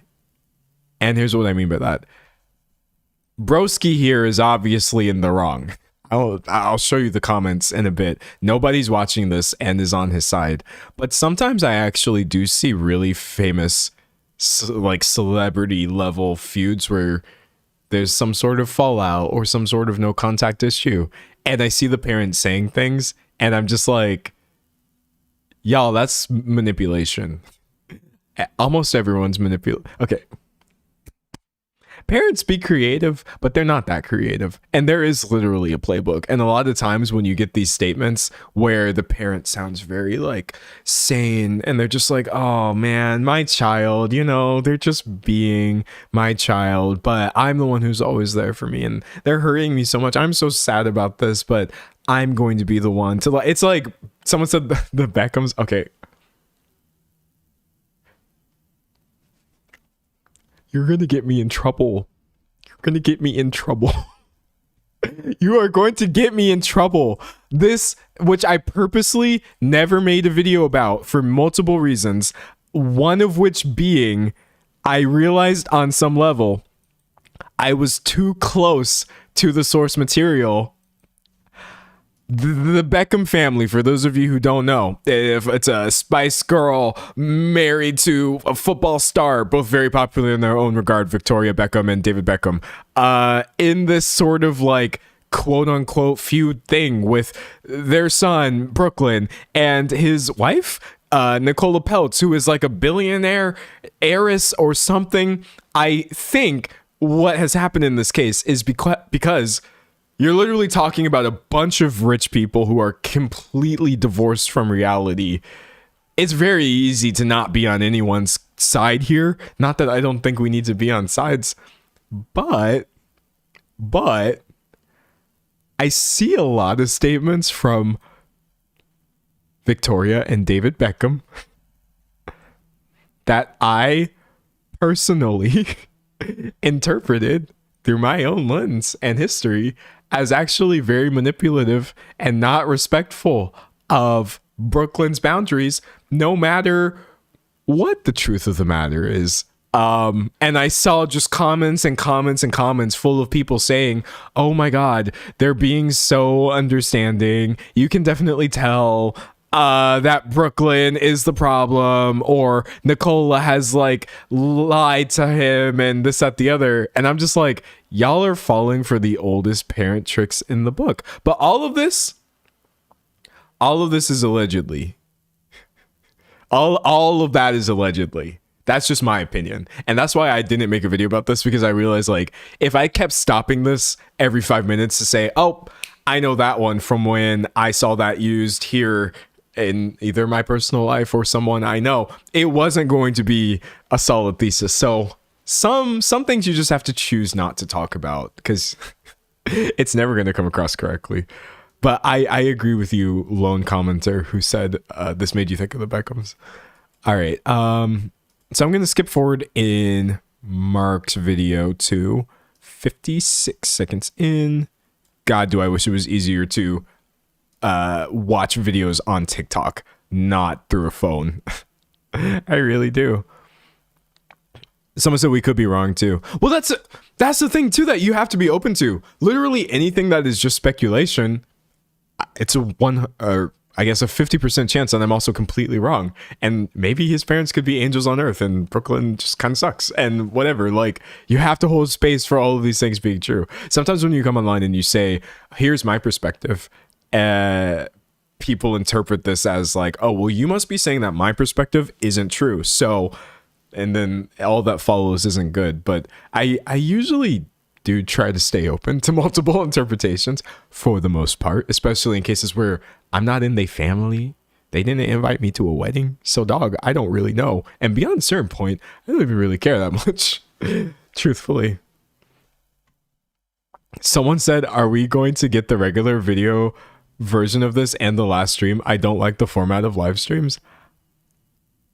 I mean, like, I missed you're not getting the last video for reasons that I discussed earlier, but like, I turned all 48 of my other live streams into videos this year, and it's only June 4th, so just be patient.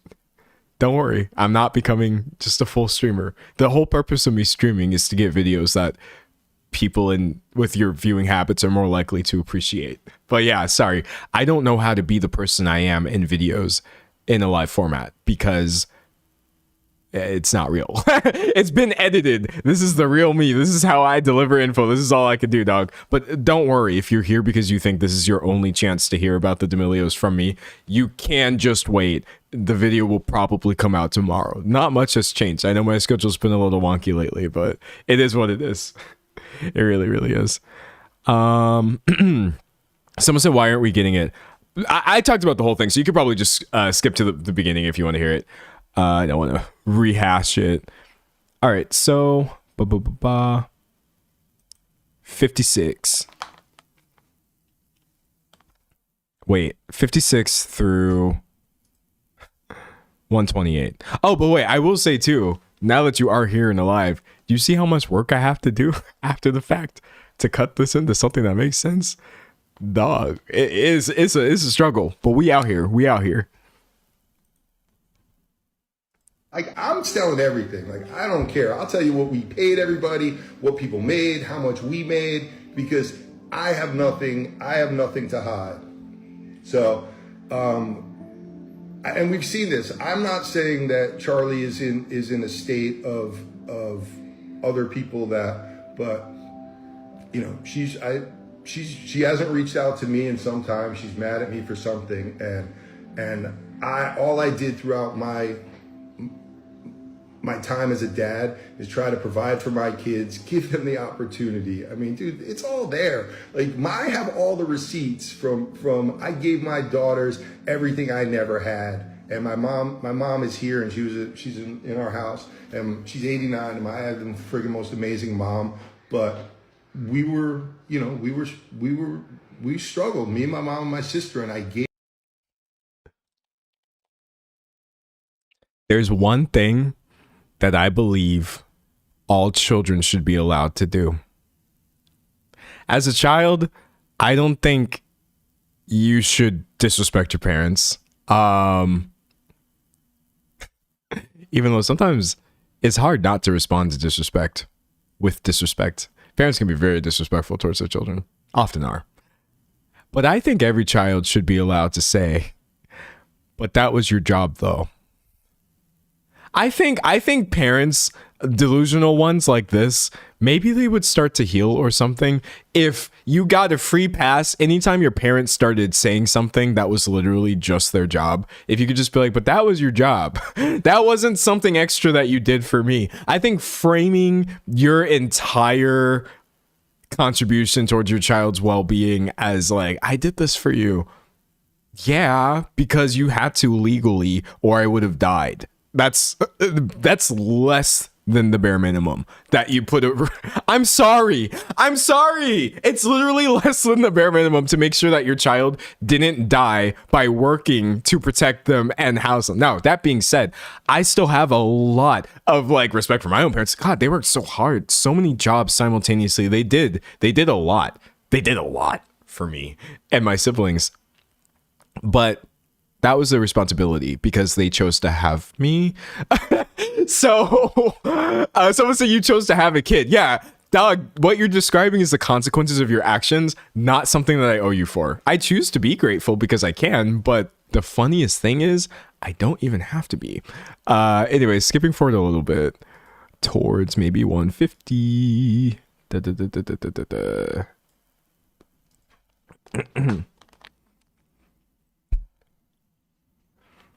Someone said kids don't owe your parents or the parents doing what they're supposed to. No one asked to be here. No, literally not. Absolutely not.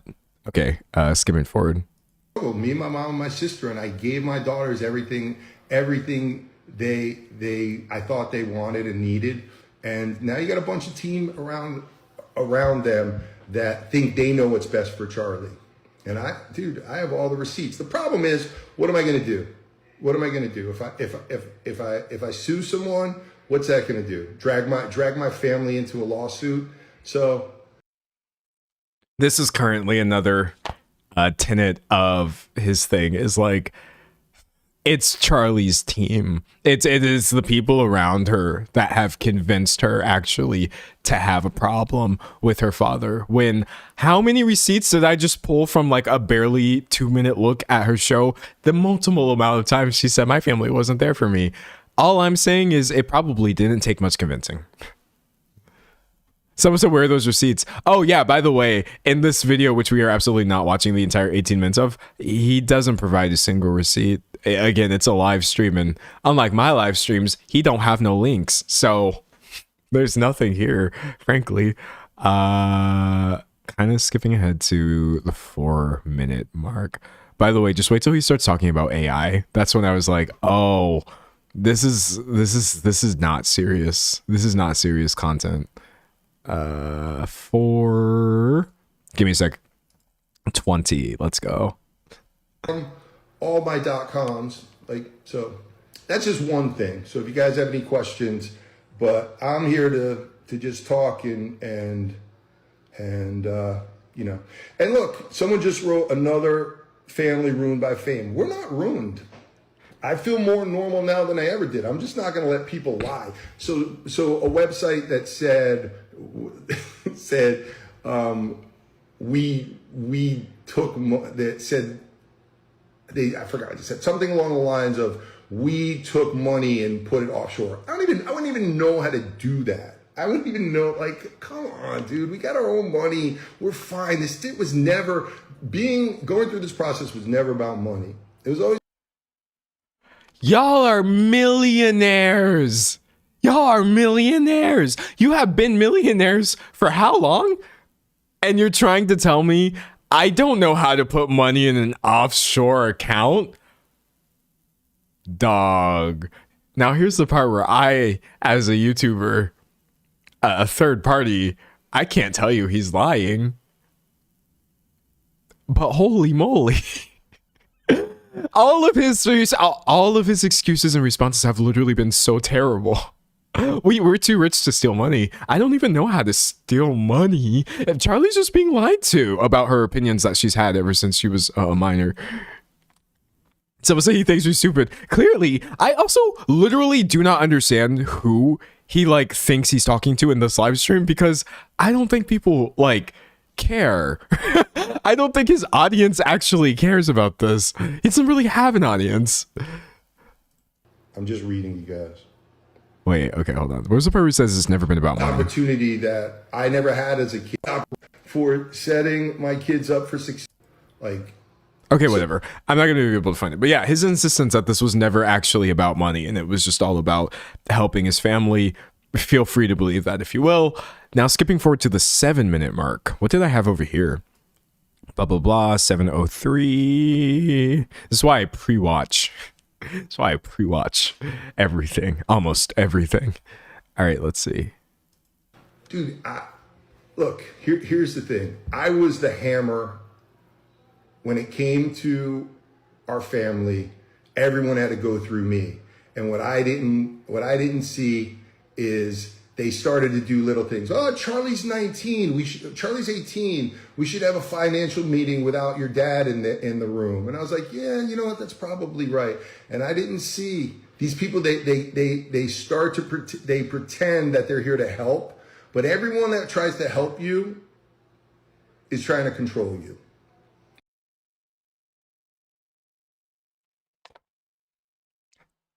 That literally made me feel like Cynthia Erivo in that one GIF. That made me feel, hold on, I gotta find it. I gotta find it, dog. I mean, we both bald and pretty fly, but when he said everyone who is trying to help you is actually trying to control you, I was like, is this satire? Is this actually like literally some sort of weird joke? I'm sorry. I can't with all of this. Also, the idea that, by the way, when you do enter legal adulthood, maybe you should, if you have the privilege to do so, start trying to extricate yourself from your parents' finances is very sound advice, frankly. Someone said there are many excellent Cynthia gifts. I would have to agree with you strongly. And I'll say it to all you kids out there, like, dude, I would take a parent with unconditional love over the smartest manager, the smartest agent, the smartest business manager. So, no. If it's money, it should be the smartest agent, the smartest business manager, the smartest third thing he said. My short-term memory didn't activate because I'm trying not to internalize anything this man is saying. But like, unconditional love does not smart business decisions make. It's me actually getting a little bit heated by this. It's crazy. All right, let's just go ahead and skip along to the next section. 8:43. Someone's the most delusional parent award. The delusion for me stems from the fact that he clearly thought this was helping. That's the part where I'm dead. You fully thought, oh yeah, people are going to watch this and see what a great father I am. Father of the year. He's lucky that this stream is somehow even more rambly than what you're watching now, and that nobody was actually even able to get through this, because I don't think most people heard the crazy things he was saying in here. Okay, I'm skipping forward to, I think, 8:43. Someone said, I love my mom, but I ain't trusting her with my finances. Raise your hand. And if my mom was watching this right now, I don't think she would be offended. Because actually, my mom was really great with finances. You kind of got to be. Raise your hand if you really love your mom and your dad, but you wouldn't exactly hire them as your financial advisor right now. That's me. I trust her for some wisdom and some insight. I will certainly ask her opinion, but I don't think she minds that I leave maybe the financial advice to, well, financial advisors. That's just me. I think a lot of us are probably fans of our parents. Some of us got lucky enough to experience unconditional love. But Lord Almighty, I just don't think when it comes tax season, I'm going to be like, hey, mom, I know you love me so much, probably enough to help me with my taxes, right? Okay, when we're all getting in trouble with the IRS, because none of us knows what we're doing, I just don't think that's going to be a good idea. Anyways, someone said my parents never taught me about investing and don't believe in credit. Oof. I wish we didn't have to believe in credit, by the way, but we're made to do so. Someone said my mom still owes me 3 bands. Sorry, that's not funny, but that's kind of funny. That's kind of funny. Someone said absolutely not. Someone said I would hire my dad. If your parents do know about finance, though, hey, that's a whole nother thing. All right, anyways, skipping forward. Look, man, I love my wife. I love my daughters. I love my family. I love the experience we had. I love doing good for other people, but I'm just not going to let people talk shit about me. And as far as stealing money, if anything, I'm owed money. So, and I wouldn't put everybody on blast, but it's just not, it's not accurate. So You're owed money from business dealings stemming from your daughter's social media career. Okay. I think we can take a water break because wow.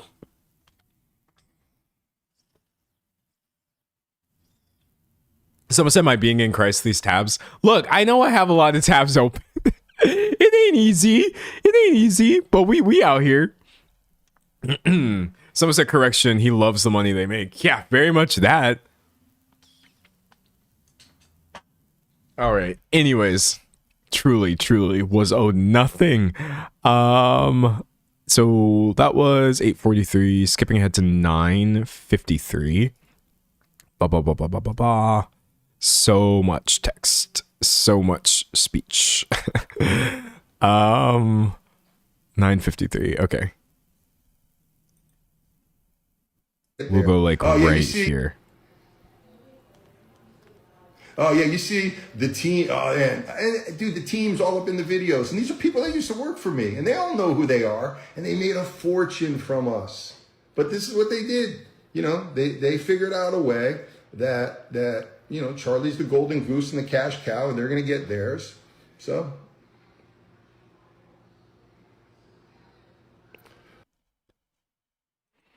See, that's how you know he was a Republican. Because every single accusation is an admission. I could have told you that from jump. But that's neither here nor there. That is neither here nor there. I think if anybody was using Charlie as a golden goose, it's pretty clear who it was. But let's just let that hang in the air, I suppose. All right. And then the last clip. I promise this is literally the last clip I have from this dude because this is actually kind of painful. It's kind of painful to sit through. Would be at 13:37, I guess.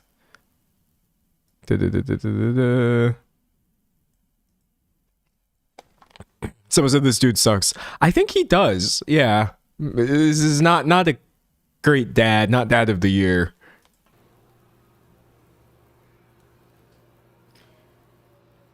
I'm not going to speak on what Dixie's doing. I think they have communicated, but that's up to you. You know, that's, you know, dude, you guys should look into everybody associated with Charlie. And, you know, some of them, a lot of them worked for us. A lot of them made a lot of money from us. And, but I'm not, I have, these dumb fucks don't understand that I can use AI and search 330,000 emails. And I have everything. So you want to come after us? You should have.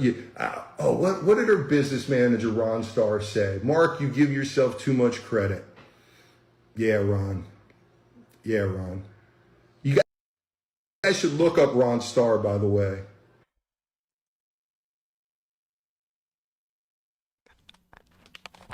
How am I supposed to like comment? Where's the commentary supposed to come from? This is such a self-contained video, actually. I could have just reposted his entire live stream as my video. And it would have been equally poignant. So many levels. So the people who are trying to help Charlie are also telling you you're giving yourself too much credit, and you're like, nah, because I can use Chat GPT to prove that you guys have mismanaged us. But then simultaneously, you're saying that you should be the one making these decisions for Charli. Mark, Chat GPT can't even add 2 + 2 under many contexts. I'm sorry. I saw someone try this the other day where they had just Googling, not like actually trying to use AI. They were like, how many days of the week contain the word fish? And Google literally said 2 of them did. This is what you're trusting? So it's a dude's hide his own supply. Definitely.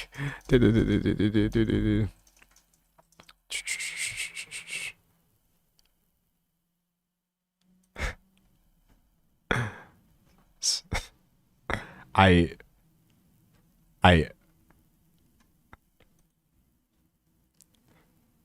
know I'm not here to advocate for all of us to go waste water. You have to forgive me for doing this.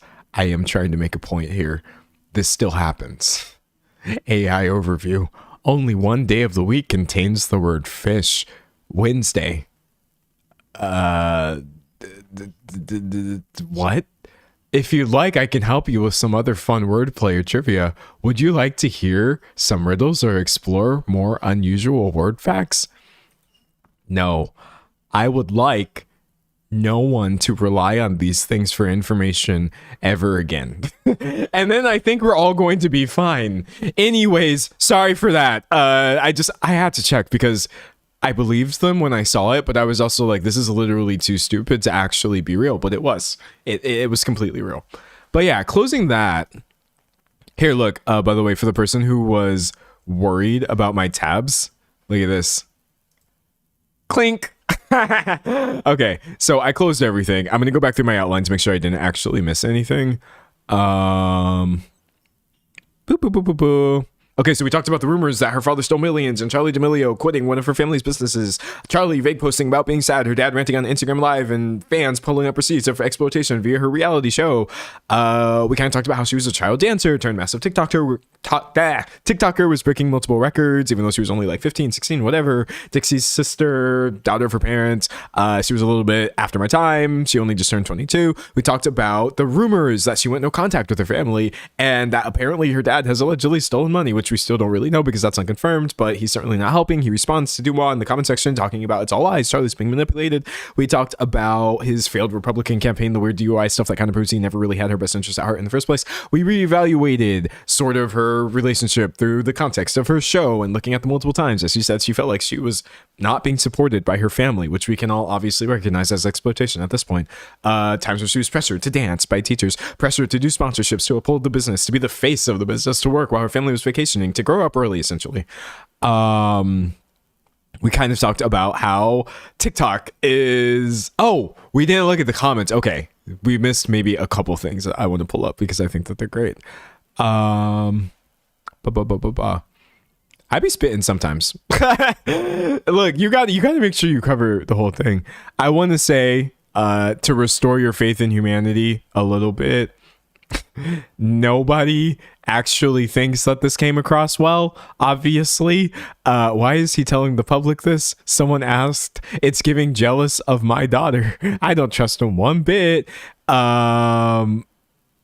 Oh, I mean, we do have, he's talking about how he's not letting his daughter be taken by the industry. Y'all aren't ready for that, though. Watch the team you put around you. He's wanting his daughter to be safe. Y'all know the industry is satanic. Y'all know exactly what he's talking about. The closest we're coming to satanic energy would actually be from the greed exhibited by individuals like Mark D'Amelio. But anyways, incredibly weird. OMG, this person says. Let's see. Pulling this other clip. Someone said speed recap time. You know, I be speed recapping for real. As for like not leaving this completely depressing, I will say, even if monetarily this all looks a bit messed up right now, Charli herself has worked pretty hard to move past this emotionally. Here she was on her show a few years ago talking about how all of this made her feel. Gonna pull open this right here. Expand. Okay. It resonated. Not sure what she wants to do next. I resonated with this lyric that is in one of Billie Eilish's songs. It was, "The things I once enjoyed just keep me employed now." And I think that that's so interesting because I feel like that's what's happened with a lot of my life. Is like, yeah, it used to be fun, but now I have to do it. And I feel like I've left behind so much, not because I wanted to, but because it was ruined.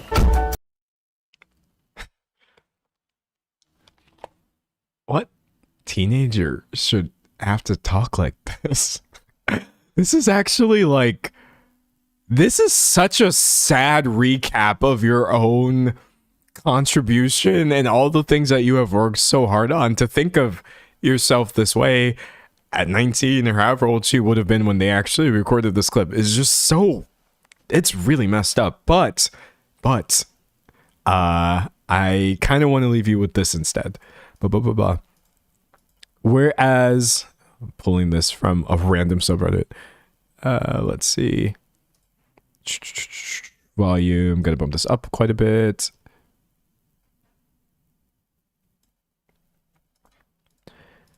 Whereas Charli is still not happy about the way that this has gone, and kind of doesn't even consider Charli D'Amelio to be a real person.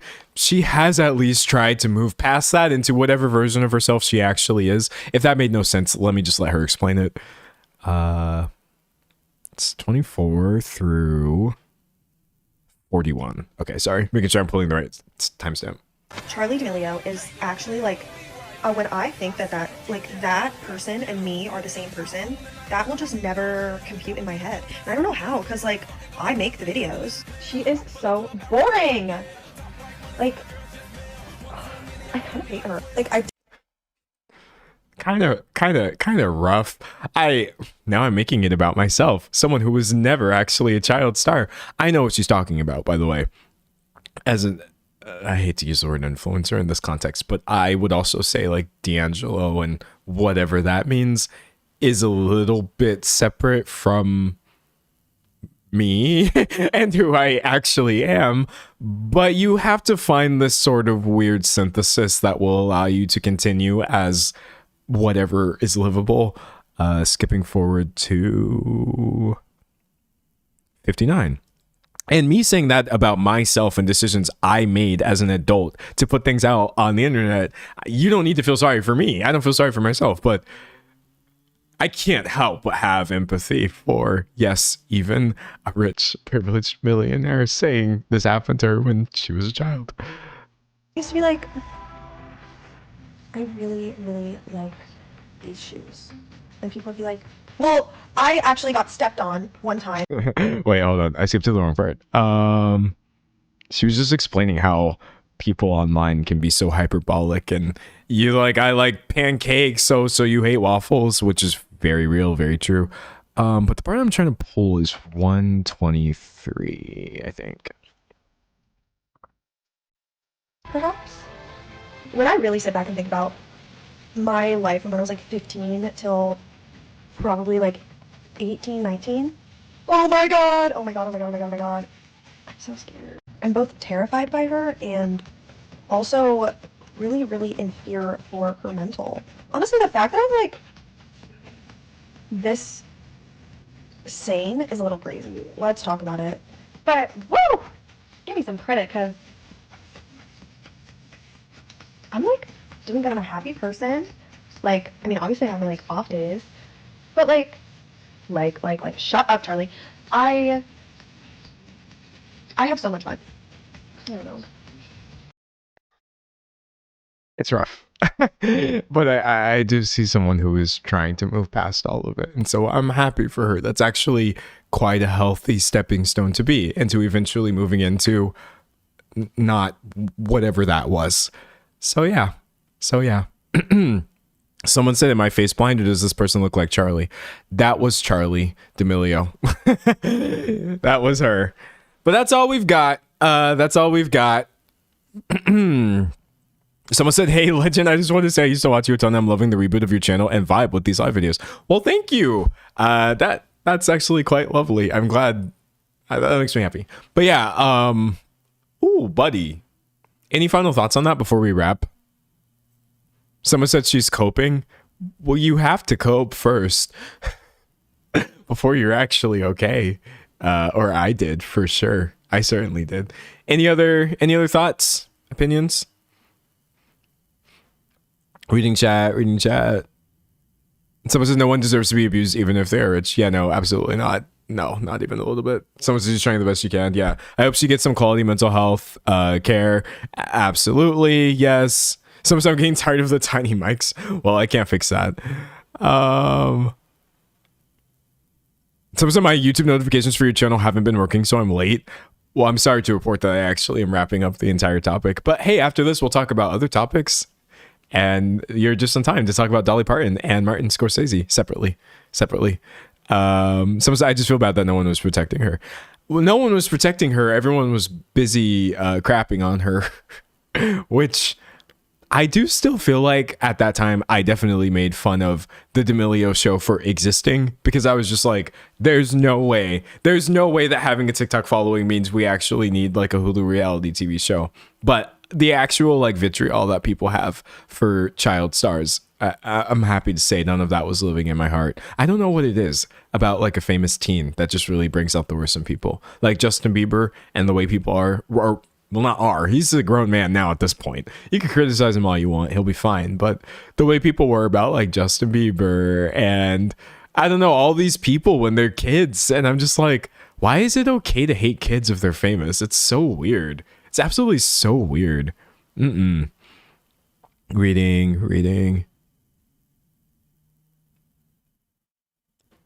Someone said they were using her. Yeah, clearly so. Okay, well, anyways, I think that we've got it. I think that we're good. I'm going to go ahead and wrap this. Don't go anywhere. The stream is only halfway over. Actually, yeah, we're exactly at the halfway mark. And I have more topics which I'm excited to talk about. But I'm going to go ahead and record an outro. So go ahead and say goodbye. Say goodbye to YouTube right now. Someone said cringe culture BS. Cringe culture did so much damage. It did damage to me internally. Actually, let's talk about that after I record this outro.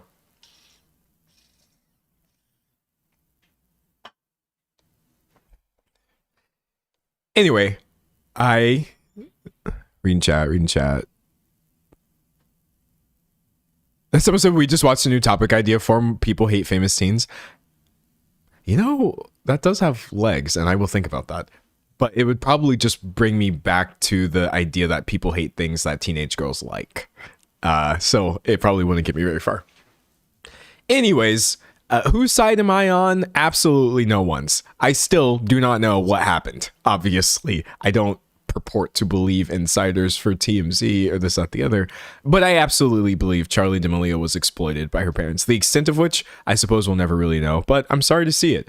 Hopefully, she finds happiness away from them. And oh, holy moly, someone tell her dad to log off TikTok or Instagram or wherever that happened. I'm just glad I wasn't there. Anyways, hopefully you never have to think about this ever again. I know I will certainly try not to. And yeah, I actually recorded this live right here on YouTube, where I stream quite frequently, Tuesdays, Thursdays, and Saturdays at 12 p.m. Eastern time. Unless, of course, I don't, in which case I'm probably just, I don't know, dancing on TikTok. But yeah, hopefully I see you in the next stream or the next video. And if not, that doesn't matter at all. Okay, bye. Okay, we're good. Stop recording.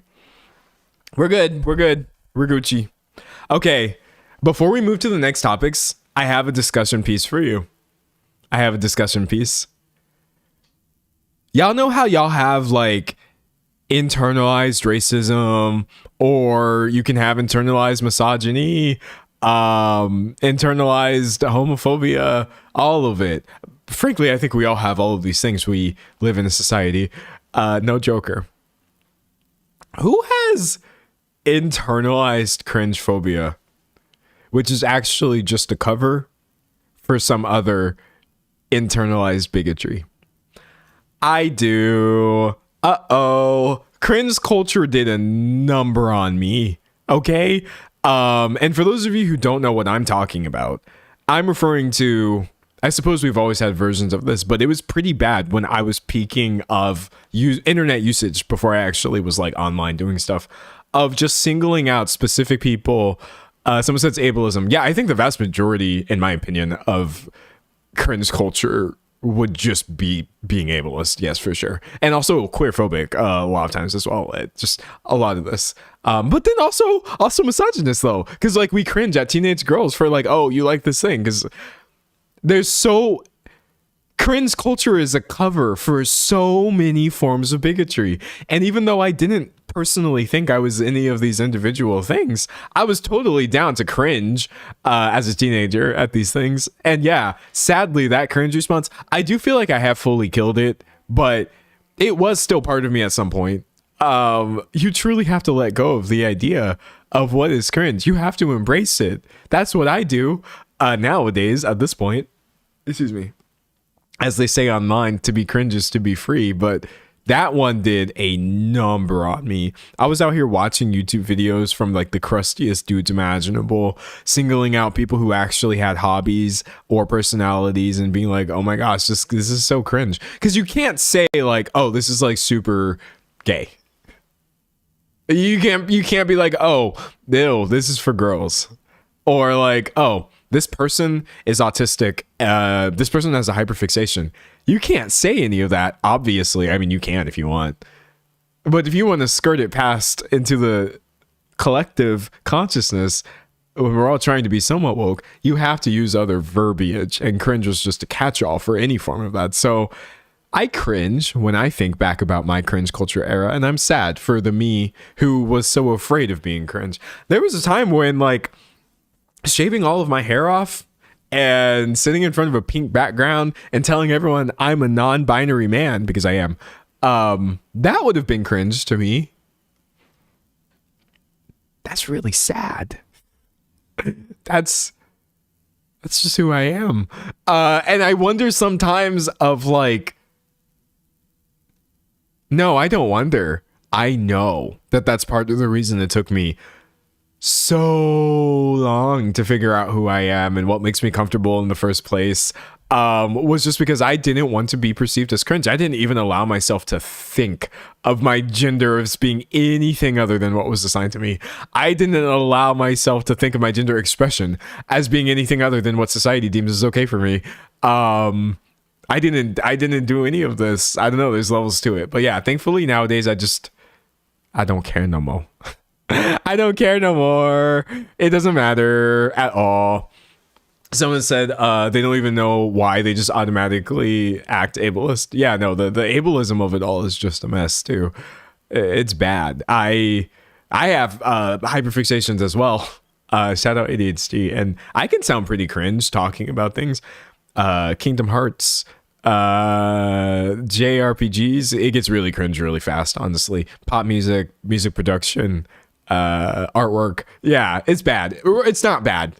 It's not cringe to have interest in hobbies and be able to talk about things for multiple hours at a time, but it's a mess, dog. It's a mess. Some say the death of cringe is the death of authenticity.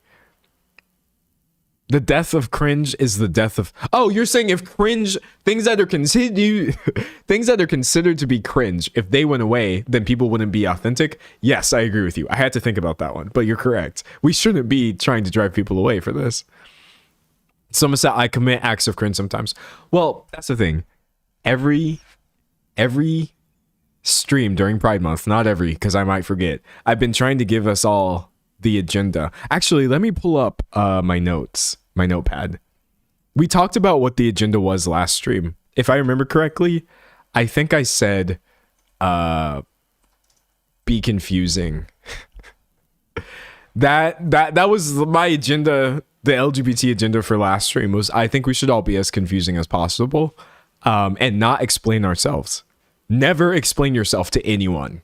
Not you. If you see the confusion dawning on their face, let it linger. I think my second addendum to the agenda is we need to be cringe.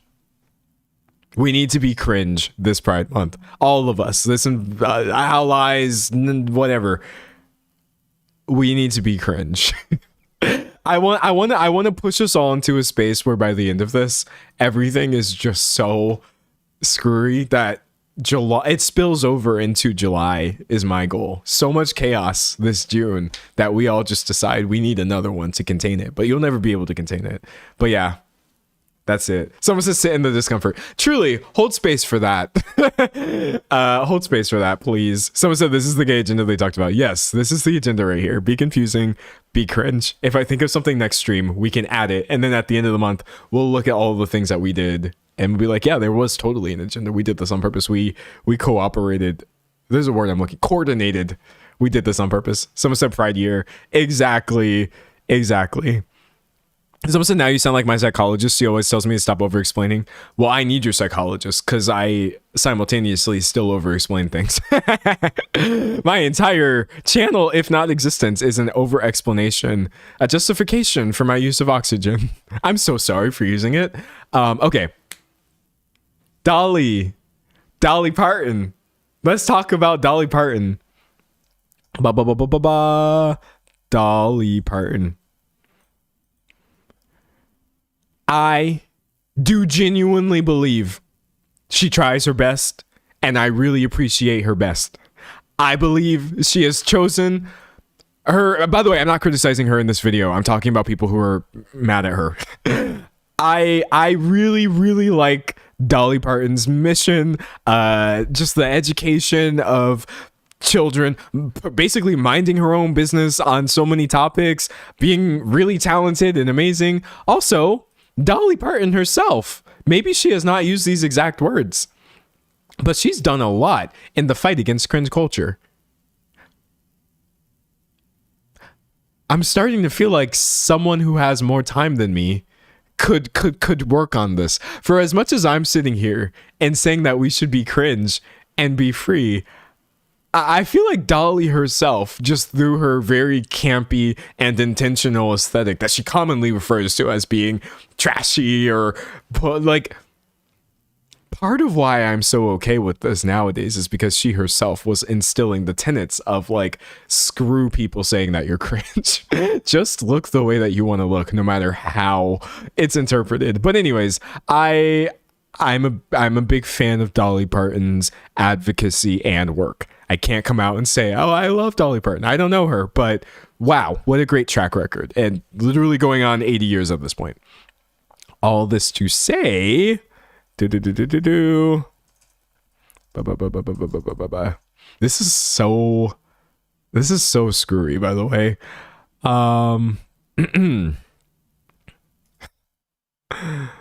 Me pulling this from Fox is crazy because y'all would probably be the issue, but Missouri's Dolly Parton Imagination Library threatened by state budget cuts. So it wasn't enough, I suppose, that we are already in such a crisis when it comes to education in this country, because here I am in the US of A, that we actually were on some level relying on the philanthropy of the very rich to still try to combat that. I guess we also can't even allow that. We also can't even allow that to happen. Proposed budget cuts could force major changes to Missouri's Dolly Parton Imagination Library program that provides free books to young children. Out of all of the things that are in y'all's budget, all the things that you are spending money on as a state, you're thinking about starting with, let's cut the part where children get free access to books. No, there's absolutely no way that this is stemming from any sort of sound financial decision. Missouri would no longer accept new enrollment applications for its Dolly Parton's Imagination Library if the governor approves the state's 2027 fiscal year budget as currently proposed.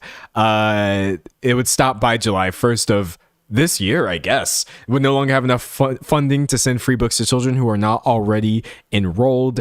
It would continue providing books as funding allows. So I guess it just let it dry up and die. That's insane. They launched the program. This is a crazy thing. They literally only launched the program in 2023. And yet over 4 million books have been donated to children from the age ranges of infants to age 5. dog, this is so sad and disappointing. Honestly, for so many reasons. Give me a second. I'm trying to make sure I have the right source. Okay, hold on, wait.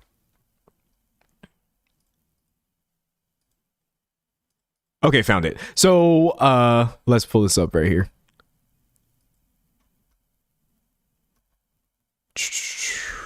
I may have to fix the volume, probably. Hi, everybody. This is Dolly. Before he passed away. Okay, hold on, wait. Fix the volume for you all. We'll try like 250 or something like that.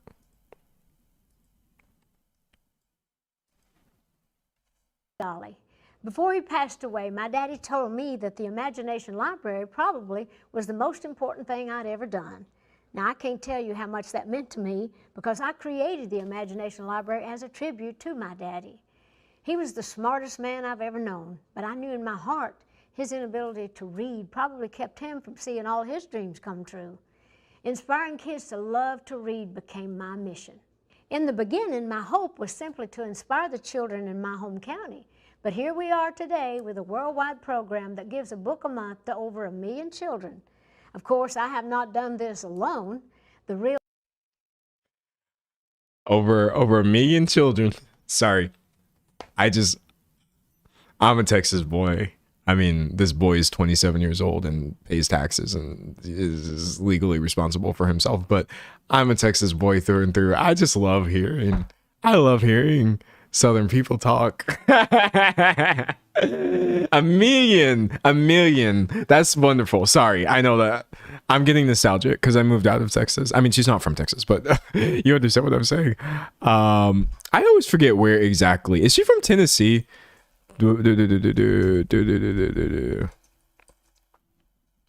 Yeah, Tennessee. But look, that's southern as hell. Anyways, someone says she's so endearing. She really is, though. The heroes of our story was the thousands of local organizations who have embraced my dream and made it their own. They raise millions of dollars each year and wake up every day with a passion to make sure that their kids have every opportunity to succeed. It's been quite a journey, but we have so much more left to do. Now, I'd love for your community to join our family, so please take the time to explore our website. Let's share this dream that all children should grow up in a home full of books. The first step is always the hardest, but you'll never know unless you try. This is what we're cutting. Not we, by the way, because I didn't do this. This is the energy. This is where people are putting their time. And I guess it gets just so, like, immensely frustrating when... Okay, I don't want to go into too much detail about this because I promise I didn't bring this up to be, like, depressing. I just want to highlight how backwards everything is. I think people are quite literally screaming from the rooftops for very basic things that they need. Hey, what's going on with this? Hey, I would like to be able to afford this. Hey, etc., etc. And people are just so insistent on people being the people in charge, the government in this case, is so insistent on working backwards all the time that we're starting by targeting vulnerable children. I just like, dog, make it make sense. We literally live in bizarro world. But yeah, all this to say, you should know that Dolly Parton has ops. She has ops, and her message, as you saw from this video, is literally just children should know how to read, actually, because it can help them a lot in a society where it helps you get further by doing this. And don't worry about it. We will give them millions of books for free. I hate this. I hate every part of it. Someone said, read in chat. Someone says she helped fund the Moderna shot. We shall not forget. Oh yeah, she was big on that too. Wait, let me see if I can find that. Dolly Parton vaccine research. Maybe not. Yes, look at this. From Jolene to vaccine, Dolly Parton gets COVID-19 shot she helped fund. This is in 2021. Don't y'all are not gonna sit here and forget. That's the thing. Not y'all. I don't think none of y'all forgot. I won't let y'all do it. Country music legend Dolly Parton got a taste of her own medicine when she received a dose of the COVID-19 vaccine, whose research she helped fund. She documented the moment in a video posted to social media in which she encouraged eligible viewers to get the shot and broke into a modified version of Jolene, vaccine, I'm begging of you, please don't hesitate, because once you're dead, then that's a bit too late, she said. So, dog, she's so cool. She's so cool. She does a lot of cool things. She clearly does her research. And I also feel like in a world where I get it, not like if I think about other people in Dolly's demographic, it's scary, right? A pandemic is happening and vaccines and all of this might be new territory, but clearly you can still do research, learn the purpose of these things, and then not spread misinformation, but actually spread things that help keep people alive. So I don't know. She really has her head on straight. Clearly, it's great. It's fantastic. But yeah, shout out Dolly, and I would say Missouri, please fix your stuff. But like, it's literally every state at this point. Literally needs to get their stuff together. It's just bad. It's bad. Okay, moving on. My next topic is very cringe. We were just talking about cringe culture earlier. This is an example of actual cringe. It's not when you, I don't know, are have a hobby or an interest or are a fan of something. Let me pull this right here. Yes. Okay, great. Yeah, why not pull this from the New York Times since I'm here? Since we're already doing the cringe of it all. Martin Scorsese is embracing AI. Now, I hate that this has happened. Part of me wishes this information was public before. Just a few weeks ago, I put up my video about Hollywood embracing AI because it's very fitting. But you can consider this to be a little follow-up. This doesn't get its own thing. Nobody needs to hear about this for, I don't know, 26 minutes. Martin Scorsese signed on last year. I didn't even know this happened. As a partner and an advisor to Black Forest Labs, a fast-rising AI venture. I'm interested, show full article, just why not? Give me the full slop.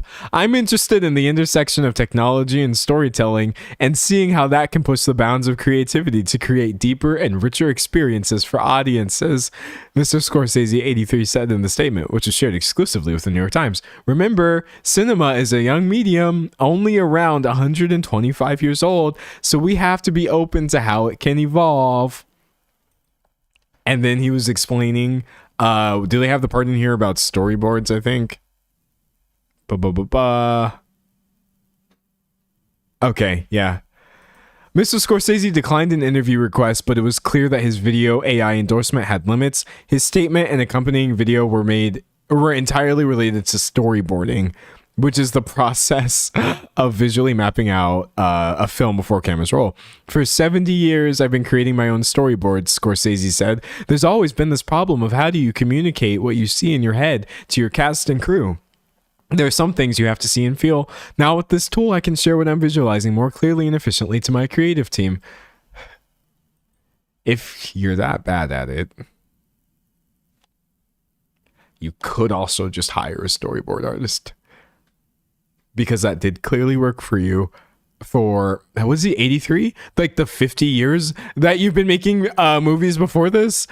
I recently tested this out and blah, blah, blah. Okay, sorry, I don't care anymore. I can't bring myself to care. Where is the video from, though? I want to know. I want to know where the video is from. Oh, here it is. Yeah, I didn't even watch this. I'm going to be honest. 2 days ago, Martin Scorsese ex Black Forest Labs. Let's go. Reaction content right here, right now. I've literally never seen this. Okay. No one on the set over the last 45 years. Oh, wait, hold on. That's kind of loud. I'm going to turn it down just a little bit. We'll do like 300. Knows what the picture. Okay, whatever. It's fine. You'll be fine. You'll be okay. You'll live. No one on the set over the last 45 years knows what the picture in your head is. There's always been that problem of like, what you see in here, how do you get it there? How do you get it on a set? How do you get it through, you know, the weather and... You hire someone who can draw or create this image for you in a meaningful way. Even on a soundstage, how do you get it? How do you create what you have in your thought, in your mind's eye? It's almost like a painter, you know. How does he or she get that from here onto the canvas? You can just say he or she is very clunky. But oh my god, I'm dying, Martin. Almost like a painter? Yes, the exact people. Okay. Reel it in. Canvas. I have in mind a town, not a village, not a city. A kind of gnarled, old, almost medieval town in the Caucasus, let's say. Even the streets are narrower, cobblestoned. The main road through the town is twisting and turning, maybe over small hills.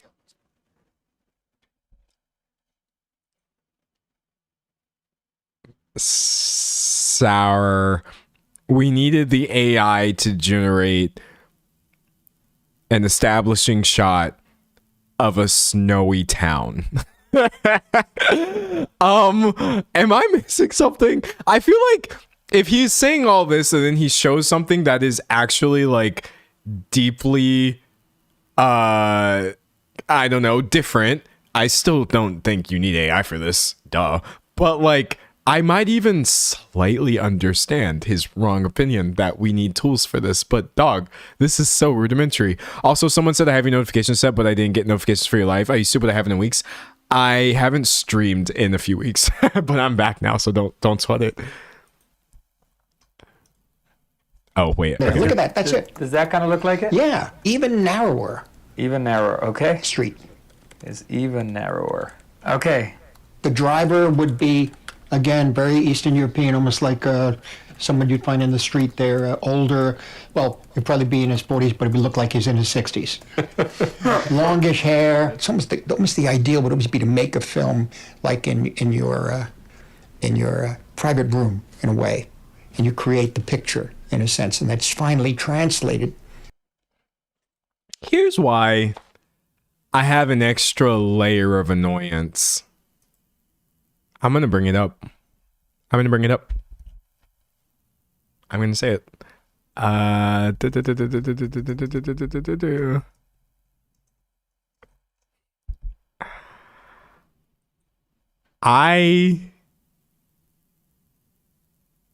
God. Okay. More New York Times. Let's just find the archive. This has probably been archived so many times. Yeah. For years now, and I do mean years. I mean, this is an article from 7 years ago, almost.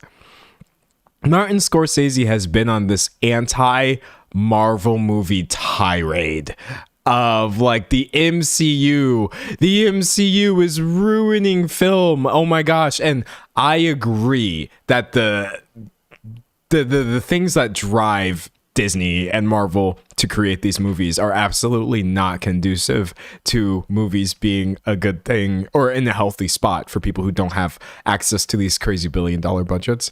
But his actual framing that like actually Marvel movies aren't cinema at all because of what I consider to be convoluted reasons for why it's not art in the same way as Hitchcock or implied the things that I'm doing. I have still always had an issue with this, honestly, because I just never quite understood how even saying very, very like greedy art that is mostly cynically controlled by corporations but is still worked on by a lot of artists. It's still worked on by artists. And frankly, with this happening in 2019 before the advent of AI entering cinema, any movie that he's talking about here would be much more real cinema than anything Martin Scorsese's planning on putting out from this point forward, frankly. as far as I'm concerned. I just feel like so often we get lost in the sauce, and this is a very clear example of that. Where is the consistency? where is the consistency? I don't understand. But anyways, moving back here. Someone said banning books plus implementing AI to end reading and writing is not a coincidence. Well, no, I agree with you. I mean, okay. I don't like sounding like a conspiracy theorist, but like, I don't think this is a conspiracy. It is certainly easier to maintain the status quo when people are thinking less. Right? That's not me trying to sound like, oh my gosh, they have Democrat weather machines caused hurricanes or whatever. I don't think it's crazy to say it's pretty obvious that the less people are thinking for themselves or educating themselves, it's just you're going to put less thought into why are things the way that they are. And that enables some pretty harmful, pretty insidious stuff to continue happening. So I'm not here to point to any one specific group and be like, oh my gosh, there's shadowy figures in the back. It's beneficial for just so many people, for things to continue in this way. And I just think it's scary, honestly. Someone said, dumb houses is double plus good for the party. Yeah, no, it's not good for us. To 50 people on the crew, 100 people on the crew, and it becomes alive. But you do have that control of making the film rather than doing it solely through verbal language. Right. This conveys a cinematic intelligence, not necessarily painting, not necessarily literature. It's cinema. I also think part of the thing that's like really like doing my head in with this is such a wild aspect of your cinema process to use AI for, in my mind.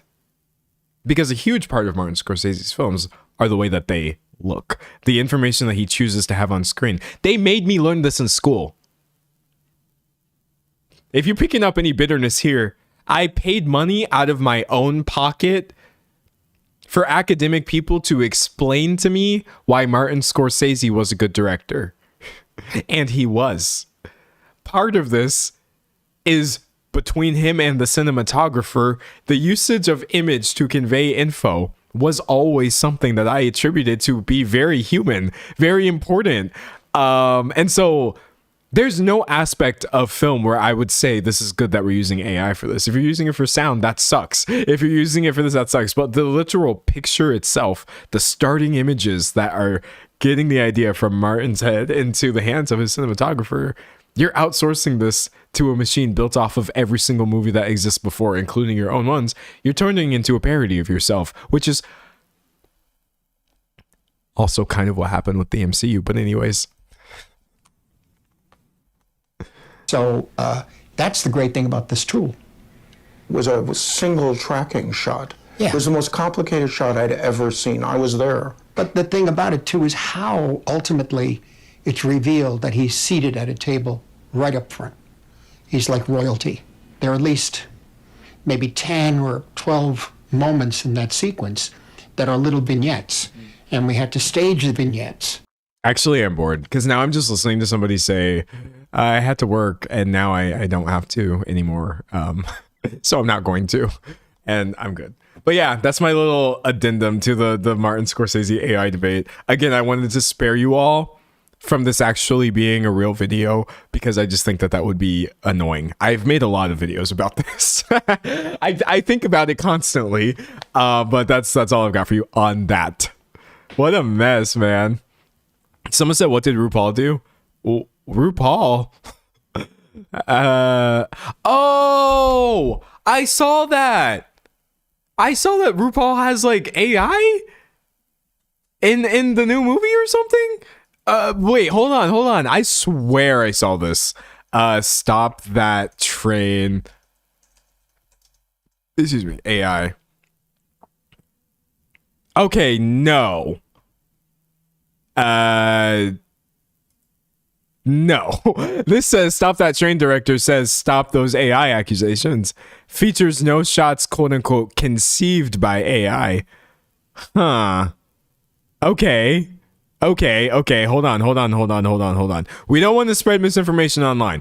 I saw the thing that this person's responding to, which is that this movie had AI in it, and I didn't know. But I guess the director is saying no. Adam Shankman took to Instagram and said every shot in Stop That Train was made by human hands.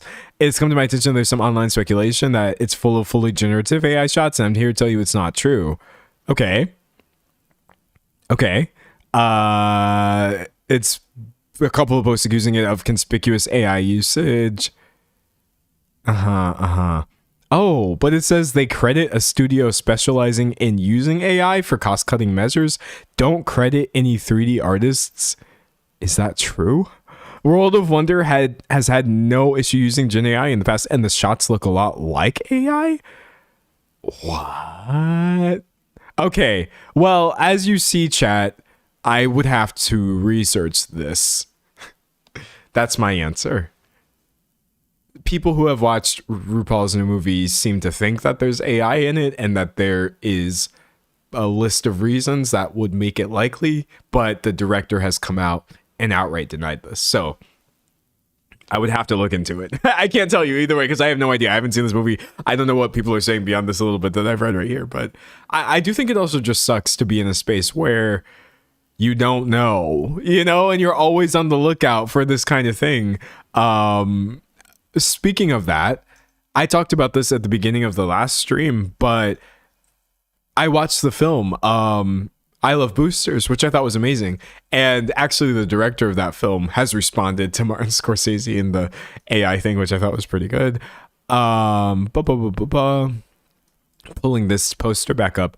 This would have been pretty much the candidate for AI in a movie because the movie has like 50 different aesthetics, but actually no, they were all clearly like handmade. So much like love and work was put into them, a lot of practical effects, things AI literally cannot create, like miniatures and fabric and all of this stuff. It was very beautiful.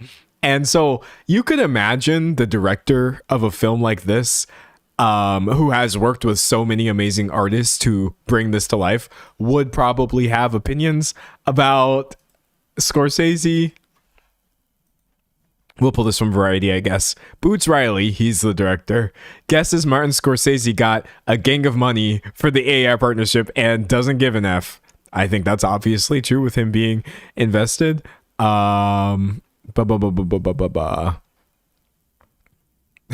My guess, at 83, they gave his family a gang of money. They threw tens of millions left and right, and he wanted the income stream for them and feels like, quote, AI will fall on his face anyway, so he doesn't give an F. If that's not the case, extra F him. Separately, go see I Love Boosters today.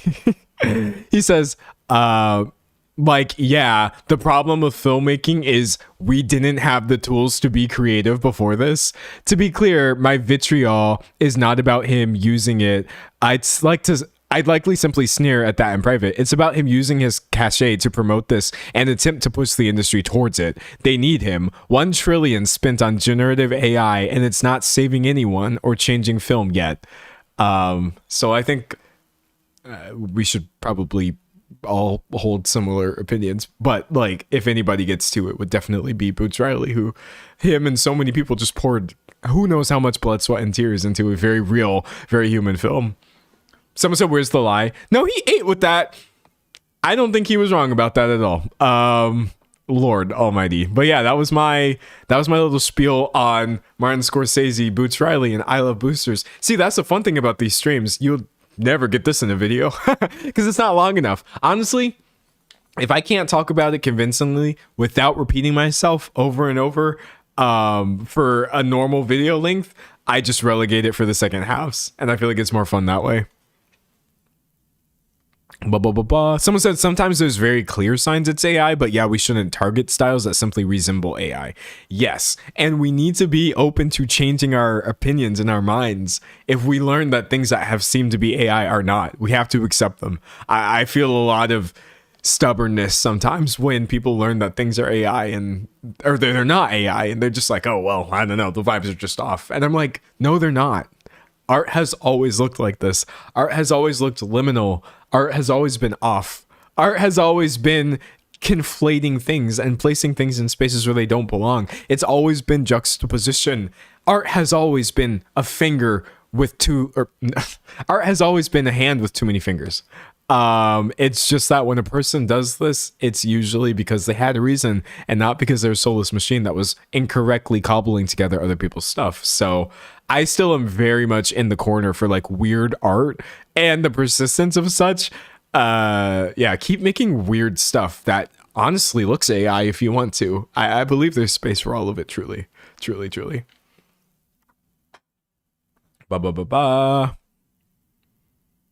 Reading chat. Someone said, understand that AI takes from art, so we might find things in AI that come from others rather than the other way around. Yeah, very much that. Someone said the amount of times I've seen people call CGI AI. I do think a lot of people seem to have it conflated, and I'm just like, bad CG does not equal generative AI. Not even a little bit. It's a completely different process, much more intensive and extensive, but what can you do? Someone said, I'm annoyed with how I'm suspect of certain anime styles, but I try to be open. That's just me. I try to be open too. I mean, I don't want to be so open-minded that I just believe everything I'm seeing is real, because frankly, you're going to get bamboozled. But I definitely am open to the idea that everything I'm seeing is real. That's where I am right now. And it annoys me too, because I don't want to have to approach art this way. I used to just be such an unabashed lover of all things that were art, like just, oh, illustration, I'm going to support you just because you draw. You have an account at all, I love you. But now I can't really look at things this way, and it's just a little sad. Someone said, I'll take uncanny, ugly, chopped CGI over AI any day. 1,000 times. 1,000 times, yes, for me personally. Absolutely. Someone said, I feel bad the artists have to track their art progress and provide proof it's there sometimes. It is very cringe, I would agree, but just keep doing it. Just keep saving screenshots of your sketches and taking pictures of your layers if you're digital, or your process half done if you're like doing traditional art, and it's all you can really do. Someone said, OMG, there's beautiful CGI that's being erased into AI. Yeah, it's not good. Oh, this all reminds me, I have a new temporary favorite artist. I cycle through having favorite artists just randomly.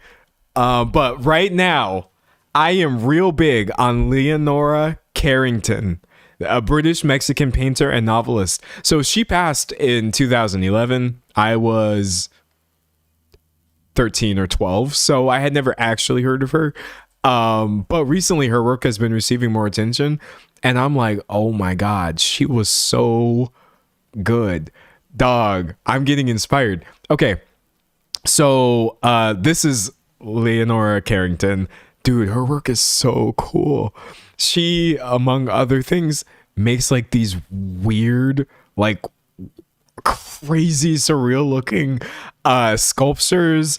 There's a lot of these. Wait, I gotta make sure there's not like nudity or whatever. No, it's fine. Even though there wouldn't be a problem, but YouTube's the one that would freak out. Like, look at this. This is real, like, strange arcane stuff. I think they're displaying it in New York, which obviously I'm gonna have to miss. But even just seeing pictures of this, I was like, yo, this is so dope. I can't believe I've never actually heard of this person or her like body of work.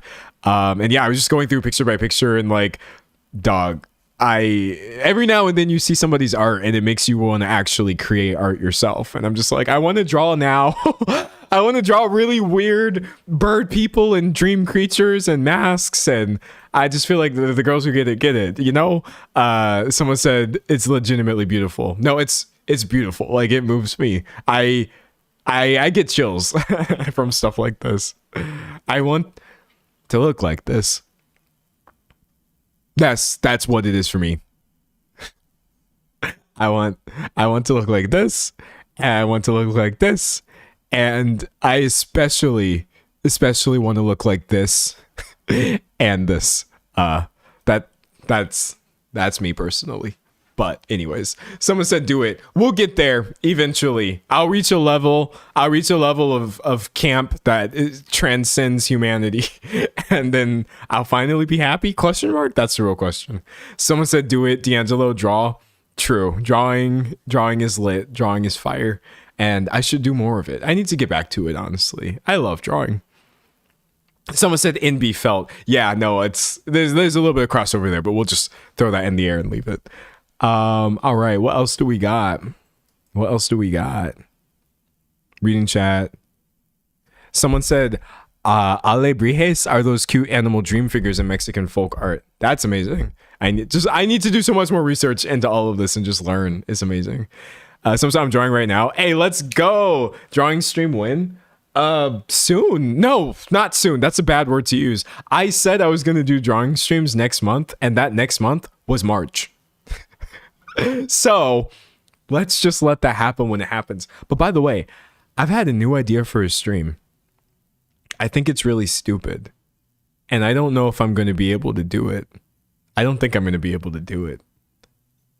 But you know how later in the year I'm planning on doing like a charity stream? Because like I don't have like donations turned on and stuff. By the way, chat, if you have ever felt the need or desire or want or whim to pay $5 in this specific live stream space, just put it somewhere and sit on it. And I will actually demand that you give me money if you want to during my charity stream. We will set it up through like Tiltify or something where it just goes to the charity and YouTube's not taking big chunks from it. But like, I was trying to think of like a theme for that stream of like, what would I be doing for 4 hours?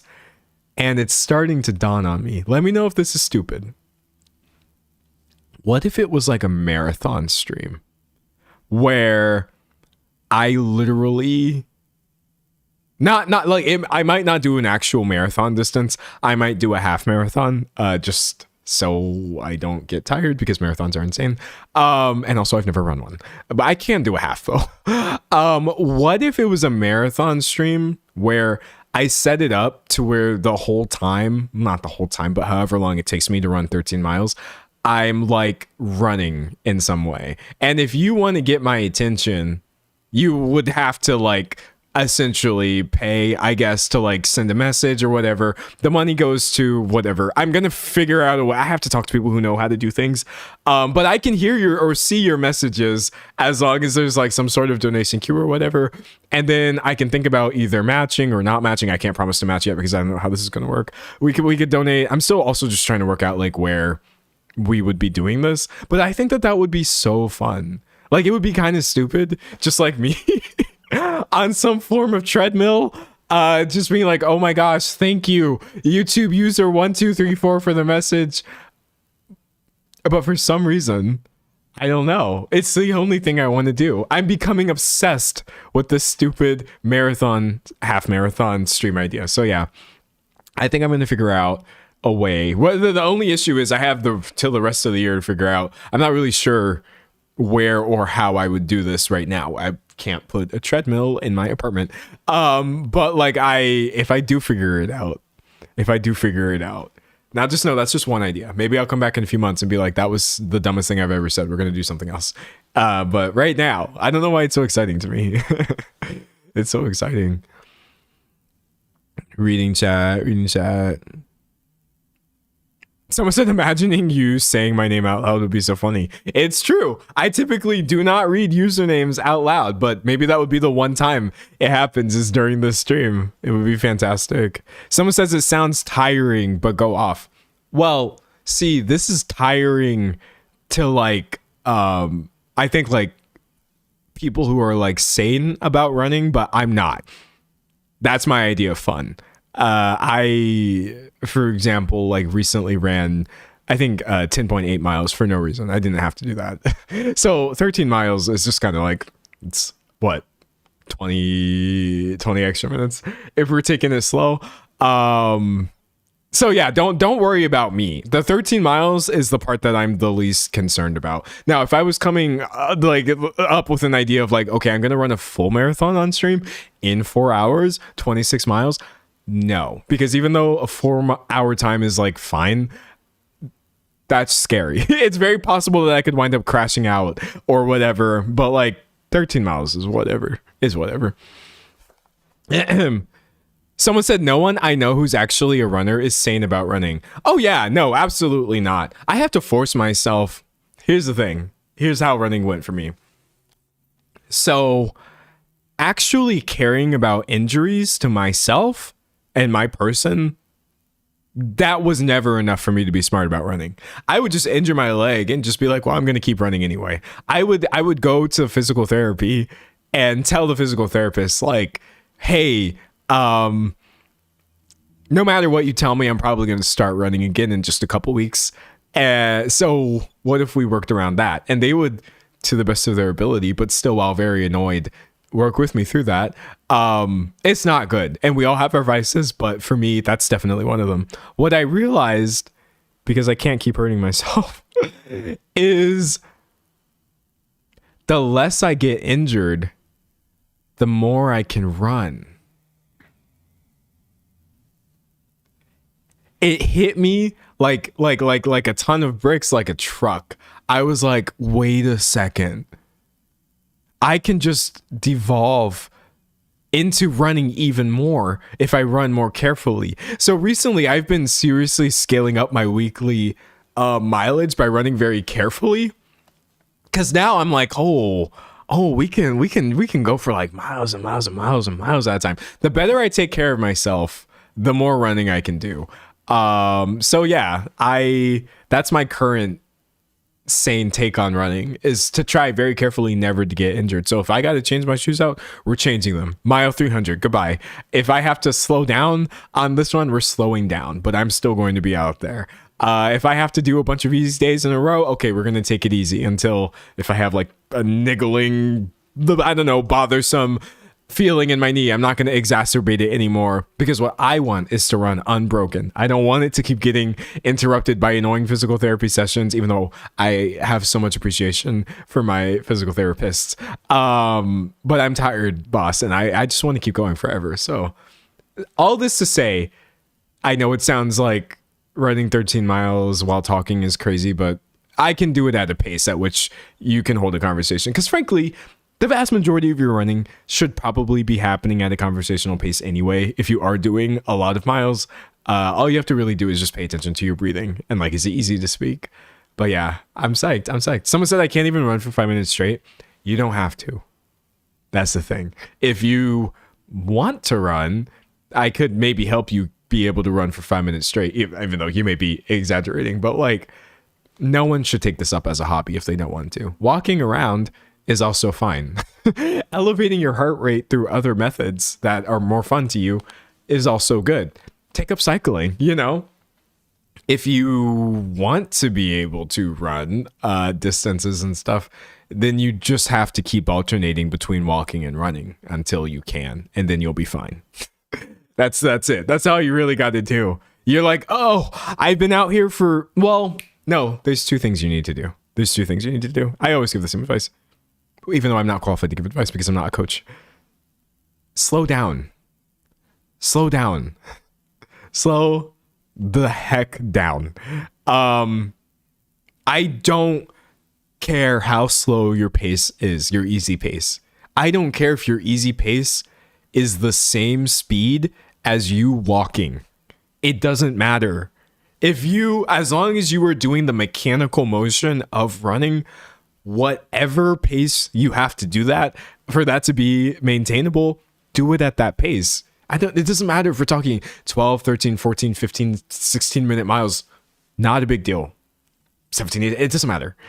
So I feel like find a pace for you that you can run at for at least a few minutes, no matter how that feels, and then build your entire strategy backwards from there. A lot of people start from this idea, obviously I have to run fast. And so they start from, well, how fast can I run? And they work backwards from there. And that's not going to get you anywhere, or it might. It's going to get you injured and miserable. But yeah. And also something that you should know too, I'm not even an intermediate runner. I'm literally still a beginner. But people who are actually like good at the thing that I do, the vast majority of the time that they're running, it's really easy for them. It's not hard. Yes, they will absolutely do things. Why is someone calling me? Is it literally like 2012? The vast majority of miles that most people are doing are really easy for them. And that easy for them is going to be different for every human. So find what's easy for you and do that as much as you can. And before you know it, it's called adaptations, right? And there's a bunch of things that have to adapt while you're running. Your skeleton and your muscles have to adapt. Your respiratory system, your cardiovascular ability to sustain you at various paces. All of these things have to separately come together. But if you can't actually do time on feet because it's like one of these systems is really just going haywire, you're not really going to see as much adaptation as you would if you just focus on slower things, more time, feeling better and feeling happy with yourself that you ran for 15 minutes, no matter what the numbers say. That's when you're really going to start getting those adaptations that will push you. And then you can go run all the marathons you want. Someone said, do you have a favorite running shoe brand? I just got new running shoes. And they're so fire. I'm going to show them to you. Hold on.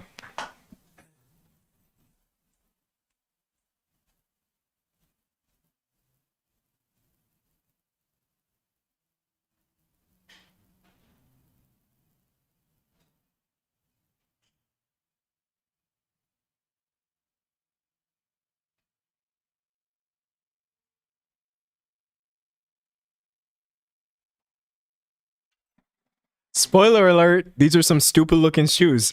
I recently got the on running Cloud Monster 3s to replace they have like the really thin tongue. They have a whole lot of that sort of cushiony thing going on. I replaced my Cloud Monster 2s with these bad boys. And honestly, at first I was a little iffy because the tongue on the 2 is like super thick for some reason, and I had gotten used to it. So getting this one with like the paper thin tongue, I was like, what are we doing here? And then also they restructured the sole a little bit, I'm saying as you can see, as if you know what the other shoe looks like. Take my word for it, they've done some restructuring to certain parts of the shoe.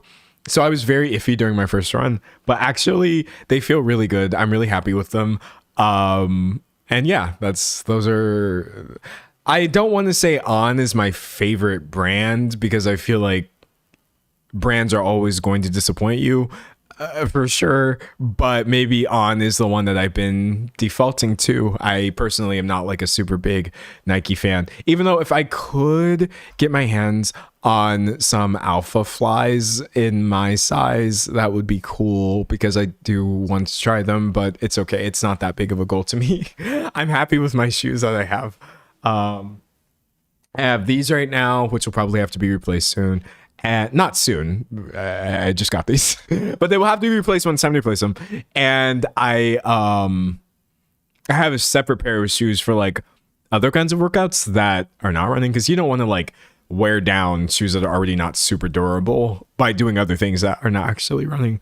Actually, I'll get those too. I don't know. Shoe tour.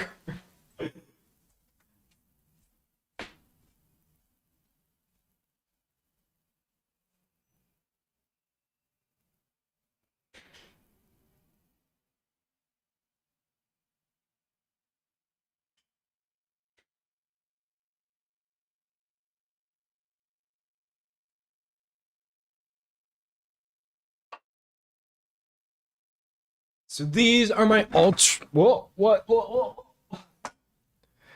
These are my ultras. These are just a lot more basic. I think they're pretty much flat, unlike the on running ones. Because the thing is, like, with this shoe, if you look at the shape of it, see how it kind of rocks like a sailboat.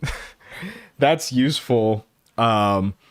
This has a much less extreme thing going on there, and so I find that to be more useful for like lifting, as if I lift, but you know what I mean. Just basic strength training to make sure I'm maintaining the muscles around my knee so that it doesn't totally suck or whatever. But yeah, I guess I could run in those, but I personally definitely am a big fan of like the thick crystals. They're pretty great. Someone said they look super flat. Yes, I prefer the flat ones for anything that's not running. Because also like doing squats in shoes that like rock a lot is terrible. And it's a lot easier when you feel like you're actually grounded and you're not going to tip forward and die. It's fantastic. Someone said long feet. What? I guess. My shoes are literally not that big. I wear a size 12 in men's. That's a normal shoe size. The camera distorts everything. Everything looks big. Everything looks big. Someone said, are you tall? I'm 6'0". The least interesting height to be. One of the least interesting heights for sure.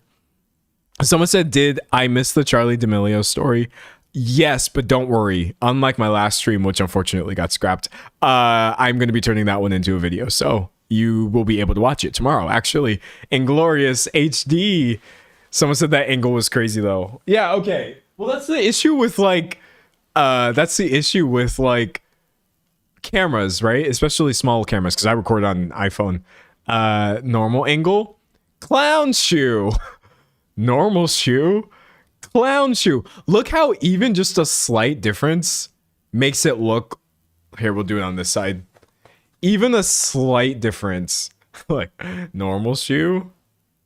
Absolutely enormous crazy shoe. Baby shoe. I hate the lens distortion of like tiny teeny little cameras, but alas, what can you really do? What can you really do? Someone said flat shoes for lifting is so good. Dog, they just feel so much better, honestly. They really, really do. Someone said my 6'4" husband wears 12.5. Yeah, that sounds about right, probably.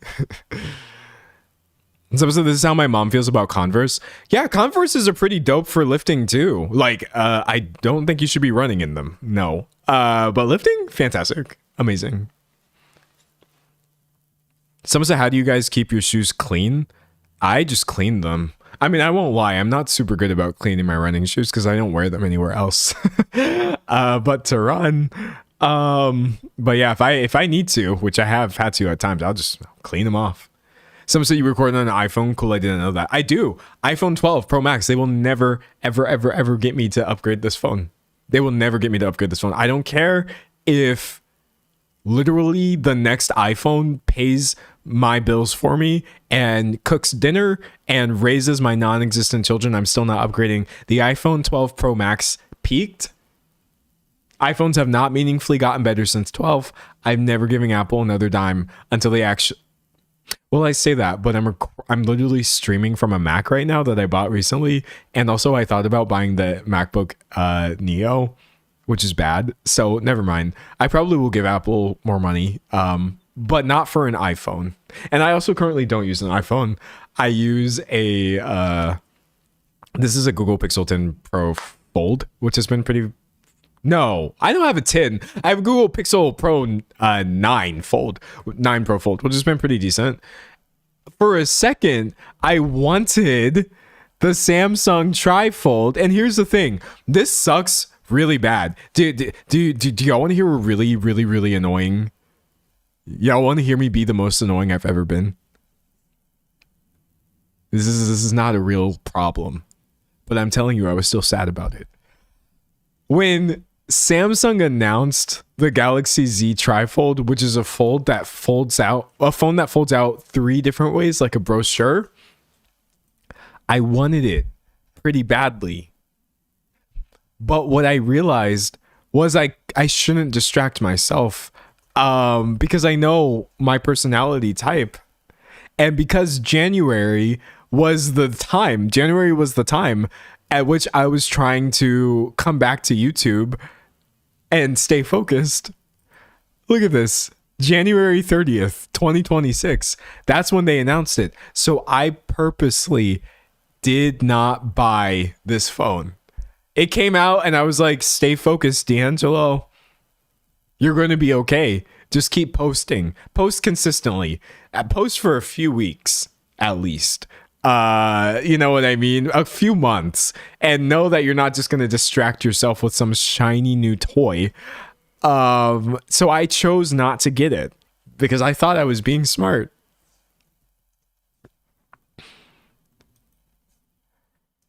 they discontinued manufacturing this phone after literally like 4 months. Like 3 or 4 months. It doesn't exist anymore. I mean, it does. I guess I could technically purchase one of these from someone else, but I don't want to do that. So, yeah, the one time I was actually trying to make good decisions and be smart, no good deed goes unpunished. It's so stupid. Someone said, do you listen to Afro beats? Maybe not like something I seek out, but if it comes on, it's always fire. Someone said screaming. I definitely screamed a little bit. I was just like, what? Should I have just bought it when it came out? Dog, it was a mess. It was a mess. Someone said, I just replaced my iPhone 12. It got so hot. That's fair though. I know I am saying I will never replace this iPhone, but to be fair, the only thing I actually use it for is streaming. So it's not really like, it's probably busted at this point. I probably can't do anything on it. But hey, it works for this pretty picture. Yay. Someone said Rayma is fire. Calm down. I like that song. That one's really fun. Someone said, I'm sure there's a good reason you probably dodged a bullet. Maybe angels were looking out for me or something. Who really knows? Not I. Someone said, I love the flippies. I'm a fan. I know that people do not rock with the foldables for various reasons, and that's fine. Certainly entitled to those reasons, but I love me a good folding phone. I use them. I do genuinely. I try to show people something and I'm like, look, unfolds into bigger screen. A lot of people say that they can't do them because of the creases. For me personally, I don't see the creases at all. I just don't see them. So it's not like a deal breaker by any means. Also, I'm not even like loyal because I used to have a Samsung Z Fold, and then I switched to this Google Pixel Fold, and then probably from here, if Apple wants to do one, maybe that will be my next iPhone. If it actually folds, I will try that one out.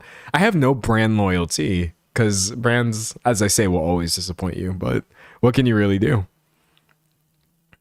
Someone said the Motorola flip phone my husband has lasted a year so far, but he's careful. Yeah, I think the thing is too, like, people are worried about the durability of these, and I do understand and agree that you should, because like, frankly, this is a crazy mechanism. But personally, I've never had an issue with it on either of my devices. So I guess like, cross your fingers. I think most people I know don't have an issue, but sometimes issues do present themselves, and you can totally avoid them just by getting a typical, slab format.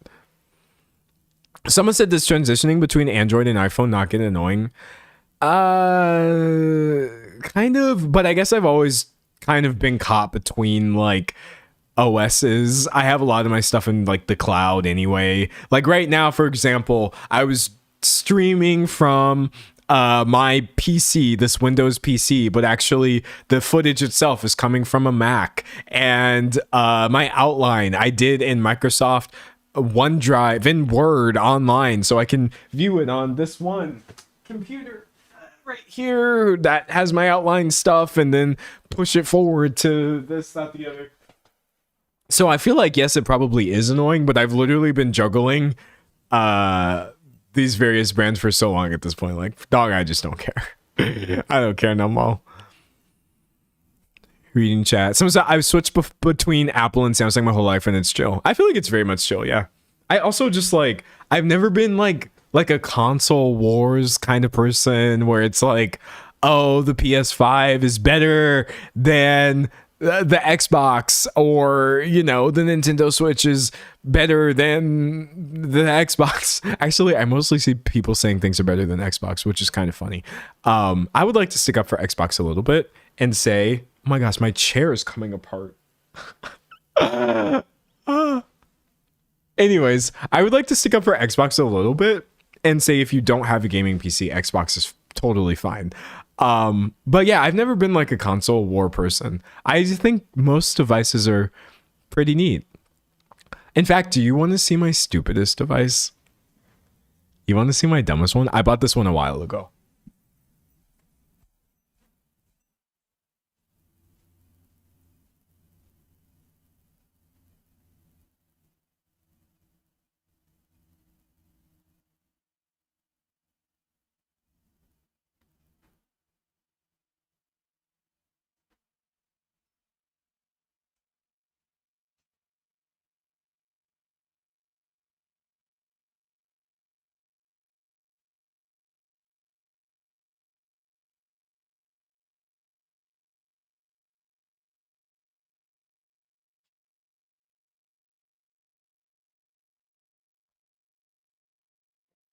It's this Lenovo yoga book, right? It's this Lenovo yoga laptop with 2 screens and no keyboard. Hands down, the stupidest stuff. I'm kind of a sucker for weird form factors is a thing with me. I blame Nintendo low key because like they always do weird things with the form factor. And anytime something happens, like a phone that you can unfold twice into a brochure, or a laptop with 2 screens and no keyboard, I just think that's so funny. So if you're wondering, well, then what are you supposed to do with it? I will show you. I will demonstrate. Okay, look, the keyboard, because yes, it does come with a keyboard. You take it off, and if you want to use it as a normal laptop, it magnetically attaches like this. Or actually, I guess it would mostly be like this. It has magnets in 2 places, depending on how you want to do it. So you can put the keyboard here, keep it flat, type, use the top here, or like slide it up like this. I think is usually how I have it, and use the bottom as a trackpad. And then it's like basically just a normal laptop. But if you want to use both of the screens simultaneously, the case for the keyboard folds into this little magnetic tent thing. You take the keyboard and attach it right here, like this. And then you can take the device itself. I'm being so for real right now. And you can have like a dual screen thing set up. If you're crazy, I don't know why you would need it like this. That's just dumb. As if this whole device isn't just stupid. But yeah, hands down, I saw this and I was like, no one wants this. This isn't necessary. This doesn't solve any problems. This is the stupidest device I've ever seen in my life. And I got this baby. I got this bad boy. And I love it. I have used it, and I actually have absolutely done outlines on this one too. It's a lot of screen space. Like, look how small this is versus how much real estate you wind up getting. It is really, really neat actually to have document here, document there, a bunch of tabs here and a bunch of tabs here and stuff like that. Like, I like it, honestly. But yeah, I can get kind of nerdy sometimes about like technology. The thing about me is like, I'm not that kind of guy who's like, oh, I like this computer better because it has an NVIDIA RTX 50 whatever. I'm more so just like, oh my gosh, it has 2 screens instead of 1. It's very fun. It's very fun. Someone said it's necessary for me and my art. Someone said Lenovo sponsor him. No, though, because here's the problem. Lynn, no, thank you. They are recently going super crazy with their AI stuff. Lenovo AI. I don't want to say everywhere I go, but everywhere I go, I'm seeing Lenovo talking about work smarter with Lenovo AI PCs. They're just so into everything being AI now, to the point where like, I pressed the wrong button, to the point where like I'm not even willing to associate with them. And that's happening a lot across the tech space. It's very cringe.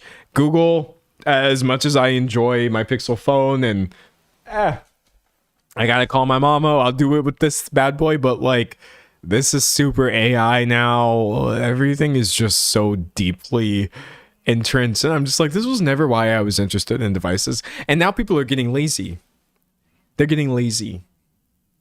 You don't want to come up with fun ideas no more. Like a phone that folds and flips like origami. You don't want a laptop that does yoga anymore, and there's actually 2 tablets. Oh, I didn't even tell you about tablet mode. You can also just use it as a tablet. Either side. It's up to you. All y'all want to do is put AI under the hood of everything. And I'm getting really bored. I'm getting really tired. It's ruining my hobby. AI is ruining all of my hobbies. Every hobby I have except running. That's crazy. Every single thing I'm interested in except running has been ruined by AI. I love tattoos. Ruination. absolute decimation. People are literally scamming entire tattoo careers by having ChatGPT generate flash sheets, which is just artwork saying, hey, come get this tattooed by me. And you're like, oh, you drew that. That's so beautiful. People are not drawing these things. They're generating these things and then daring to use tattoo machines on people to permanently put AI artwork on their bodies. Tattoo clients are getting a little too over reliant on these tools as well. Instead of allowing artists to have some leeway, a lot of artists are expressing this frustration with the fact that people just chat GPT and just be like, oh, I want this. So that's annoying. What else am I interested in? Books? Okay. We all know what's happening right now with literature. It's not anything good, that's for sure. YouTube, obviously. I mean, that's also my job. But yeah, that's really getting slammed right now with a bunch of AI stuff. Music, I love me producing some stuff, and yet look where that got us. Nowhere fast. Like Lord Almighty. I'm so tired of all of this, actually. I'm so tired. Someone said if I got an AI tattoo, I'd be so mad. Yeah, the artists who are scamming people with AI tattoo designs, that it's crazy to say that should be illegal, but that's literally crazy. Like that's wild for you to do that. Dog, absolutely not. You know, I got a new tattoo. It's pretty dope. I could show it to you maybe. I don't know. I could. I don't know if it's gonna work though. I don't think it's gonna show on camera actually. It's really nice. Here, let me see. Okay, you know what I'm gonna do? You know what I'm gonna do?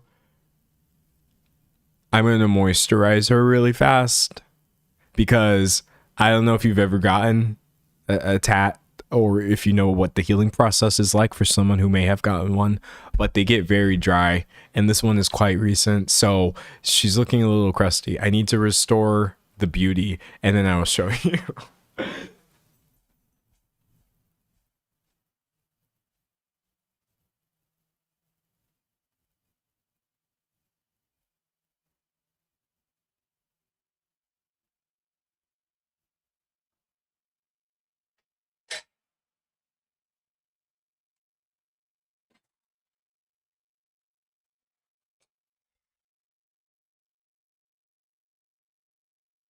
I know this is a weird image. I got this for a tattoo.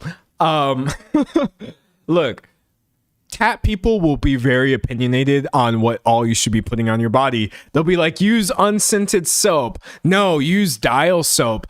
Use this moisturizer. You never use Aquaphor. Do use this.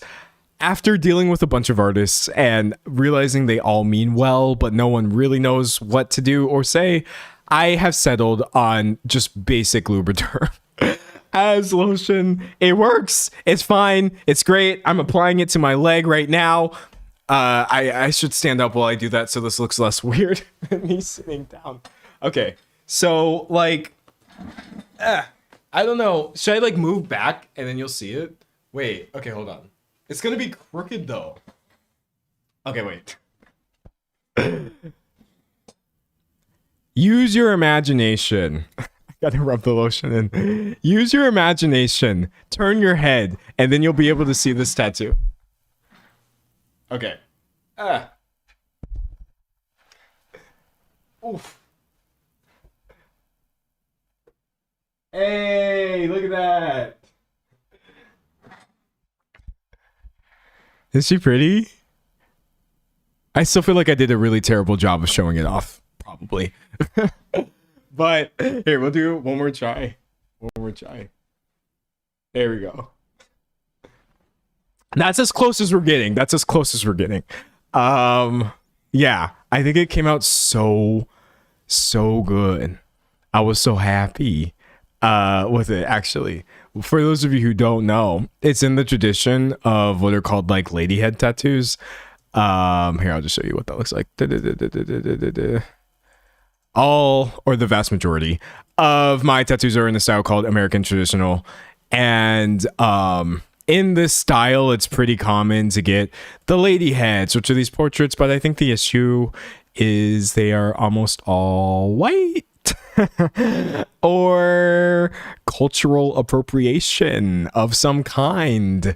And I was like, I don't want either of that. So I worked with the artist and we found some existing flash, and I'm like, let's turn this into a really dope black lady head, which is actually sadly very rare in American traditional tattoos. But yes, I have a black lady head, Amtrad, absolutely legit, totally authentic, and I'm super happy with it. Let's go right now. Someone says she's got a secret. Yeah, I feel like my tattoo knows something for sure. Also, I'm doing all of this goofy trying to show my leg off on a live stream, which is very difficult, and I can also just show you the better picture that I took of it after it was done. Photos. I keep everything in a folder, otherwise it will be lost forever.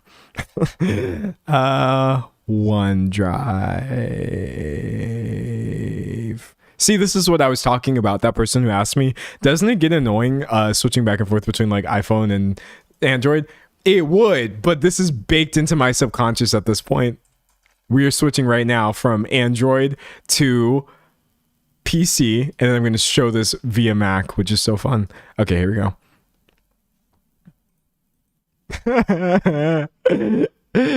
It's beautiful. She's so pretty. Anyways, I'll shut up.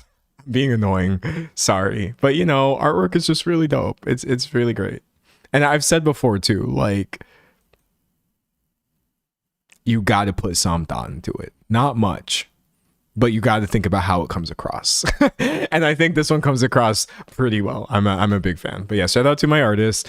I know I never do share my artists online, but they're okay with that because I already paid them.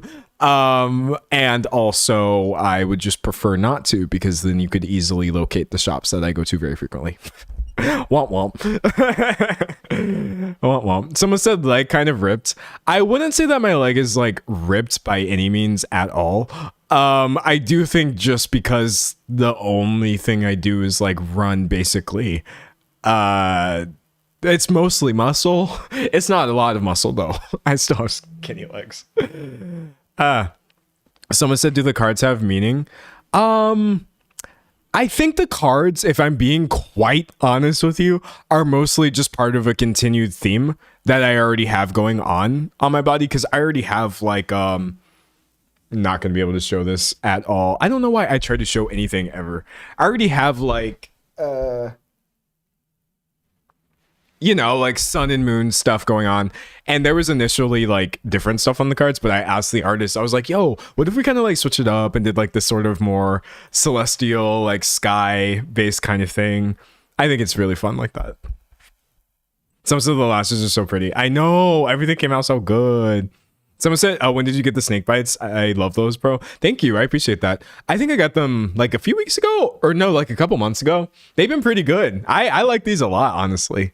Also, speaking of which, I got really hype because as a piercing enthusiast, I'm not really an enthusiast. I don't have that many. I only have 7 that you can see. Just kidding. I literally only have 7.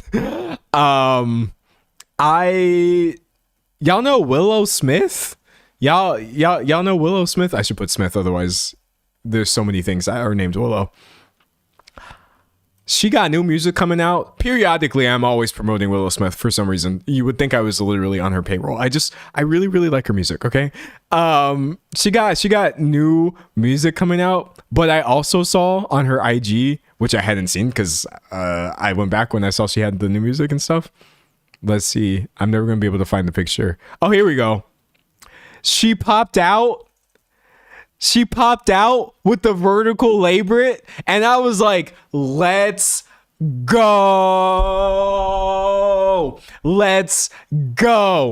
It's the same one I have. It's just we have different placements. I have the double paired look, and she just got hers as a central vertical labret. But I was like, this is such an interesting piercing for a celebrity to get low-key. It really is. I think obviously you're going to see a lot of celebrities with pierced ears. You're also going to see a lot of people with like septum piercings are pretty common. I feel like because they can disappear. So if you need to be in a context where you can't really, or you don't want to have that, you can just flip it up in a lot of cases, and there's not like a visible hole or whatever. But in this specific case, I feel like this is actually such an interesting and bold placement for somebody who is so famous. I just got really excited and I was like, yo, let's go. Someone said I want one on top. You can totally get one on top. There's so many different placements for lip piercings, and I think they pretty much all look good. Of course, you have to be careful when it comes to any sort of oral adjacent piercing, that some of these can rest on your gums or your teeth, which absolutely can cause dental issues. So just research everything beforehand and make sure you know what you're getting into. But yeah, for the most part, it's pretty fun. I was like, let's go. Someone said mouth piercings are in. Alyssa Leo is trend setting. She is, for sure. I have seen a lot of people say they were inspired by her smiley piercing, which is fun.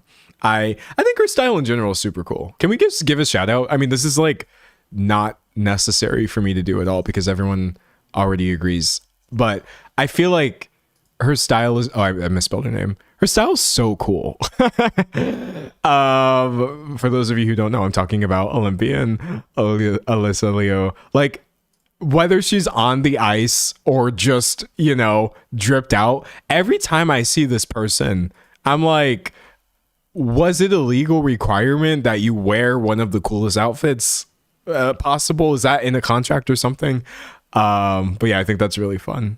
I like having people like this just exist in the public space. There's definitely enough like gross people doing terrible things. So why not some people who are good at things and are creating artwork? That's neat. That's neat. Reading chat. Someone said, I'm in medical. I miss my 3 piercings from before. I have so much empathy for people who have to take their piercings out. That's my nightmare. Honestly, especially because they can close so quickly. Like, it's going to be different for every person. Some people might take this out and then that just remains there for years and they can just put jewelry right back in there. But then some people might take it out and all their piercings start closing immediately. And my fear is I'm going to be in a situation one day where they're like, we need all the metal off. Your face is not negotiable. And so they're going to take my nostril piercing, which no one ever sees. And they're going to take my septum. They're going to take both of my vertical labor piercings, and my ears will be fine. Those don't really close that badly, but I'm scared. I'm scared, chat. I'm very scared. Someone said, I miss my septum and Medusa. Oh, those are pretty good ones too. I really like the placement of a Medusa piercing. Especially everyone should get one if you're anatomy sports, but like when you have a little bit of that philtrum space to work with, I feel like they look so nice, honestly. They're fantastic. Reading chat. Someone said, I want more cool, weird people. Homogenous social media / celebrity style is so boring. Yes, please show up with your like stripy hair. Just do whatever it is you want to do. It's fantastic. Someone said, it's crazy. Septum is normal now. When I got it like 10 years ago, people asked me if it was a fetish thing. That's rough, buddy. And I'm sorry people were asking that. That's so weird. I agree that let somebody shove a needle through, or however your ears are pierced, the cartilage on your ear, which I would argue is a pretty odd thing to do if you think about it. It's very normalized throughout history. It's a natural human instinct to want to do this, right? But it's also kind of just, wow, you really did that. But that is so normalized, and any other piercing is weird somehow. So somehow doing the same thing right here, which is pretty similar makeup wise, is a weird thing to do. Or doing the same thing here or like at the bridge. I can't get any kind of bridge piercing because I wear glasses all the time. How are piercings weirder just because they are not in the ears? I think either we should view all piercings as super strange, or none of them, honestly, frankly. Also, they can be a fetish thing if you want them to be. But in this specific case, like that assumption, that's just so much weirder because it's in your nose and not your ear is so... I will never understand it. I will literally never understand it. Never. Someone said, as a millennial, when I was growing up in the 2000s, septum rings meant you were punk / metal. Yeah, I do feel like they get associated with different things depending on the time. Nowadays, you can't assume anything. Somebody might have one of these and they could be anything from just someone who thinks it looks cool, which would probably be most people, to, I don't know, part of this group or that group or whatever. It's more fun this way when you can't tell what's going on just by looking at people. I think that's great. The fewer assumptions we can make about people, the better.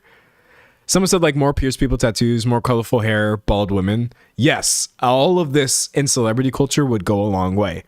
More bald, more bald. Yes, please. Someone said that's so inappropriate. Yeah, no, bringing up, or like, I guess choosing to like sexualize what someone has done is so weird. The idea of fetish stuff existing is not the weird thing, but like to say that to someone in a random context, people can be so weird. They are so weird. Someone said some piercings are more common with certain traditions. Ears are probably more normalized because some of us got them when they were babies. Definitely, yeah. It's just more, I hate to use this phrase, but like culturally normal here, where I am specifically. Or it's seen that way. It's just a mess. Someone said bald people, period, stunt. I will always welcome additional members to the bald club. I shaved my head yesterday and I had so much fun. I love shaving my head. Oop. I've seen people ask me about, like, are you going to grow it back? Or maybe some people even think this might be like an in-between, or like I'm just trying something. Oh, no. The hair is not coming back anytime soon. It may at some point, but I'm so happy with my bald self right now. I really am. Someone said this talk is making me consider face piercings despite knowing I have sensory issues around jewelry. The healing might be hell. The healing will be hell. For sure. Just know if you have sensory issues, as you know, I don't have to tell you this, they're not going to magically shut off just because you got some really cool jewelry. The healing is going to be really terrible. You're going to be constantly aware of it. Frankly, once it passes, personally, I can't really feel any of this anymore. Because it's always there. But if it is a problem, you can totally take it out. I think that's the thing. If you do choose to maybe try it, at least get yourself through the healing phase. I promise you, a healing piercing is not how it feels for the rest of time. But if you're like, okay, dog, it's been long enough, this makes me uncomfortable and I don't want it, just yeet that. I mean, don't eat it. Very carefully and safely remove the piercing and then just let it close up and move on. That's what I say personally. But again, like, it's totally up to you. And also, if the idea of being uncomfortable for extended periods of time is just not going to work out for you, don't do it. Put on some piercing jewelry, like fake ones, you know? Experiment with, I don't know, you don't really have to do anything you don't want to do. You can look however you want. Reading chat. Someone said, I'm so paranoid about the teeth damage. Are there any lip piercings that don't have that risk? Yes. In fact, hold on. Do I still have the tab open? TikTok, TikTok. Also, when I'm talking about like anything related to, oh my god, okay, what is happening? Okay, well, I tried. When I'm talking about anything that is related to like seemingly advice or whatever, please don't like actually take it because I don't really know what I'm talking about. But I can say this. Where did Willow go? I literally just had her here. This vertical labret piercing that Willow has, and coincidentally that I also have two of, completely tooth safe. It enters the lip through the middle of it and it comes out under the bottom, and it in no way interacts with your gums, your teeth, anything that's inside of your mouth. So it's not going to cause any sort of oral damage. And no one even knows what any of this stuff is, so you get the same effect of having like a crazy oral piercing or whatever. You definitely for each one should just look up how they sit and the placement thereof. But yeah, if this is not like a cool, or this is not like the look you're looking for, there may be other options, but you just have to be really careful with this kind of stuff. Also, some people get the piercings and they don't have damage, but for me, that wasn't a risk I was willing to take by any means. For me. Someone said, do get titanium jewelry. Yep, implant grade titanium is the only thing I would wear in my face personally. That's just me. Definitely not any sort of mystery metals. Definitely like not Nah. I like titanium because it doesn't bother me. I get bothered like chemically by other things. It's not good. Sometimes I don't have enough lip for that. Well, it's all about finding the anatomy, you know? Like there are definitely probably some lips that maybe just don't have a lot of forward space, you know, for the piercing to sit, but that doesn't mean there's nothing you can do in terms of having like cool, you know, stuff going on there. So, and the thing is, like, a piercer would also be really happy to suggest things.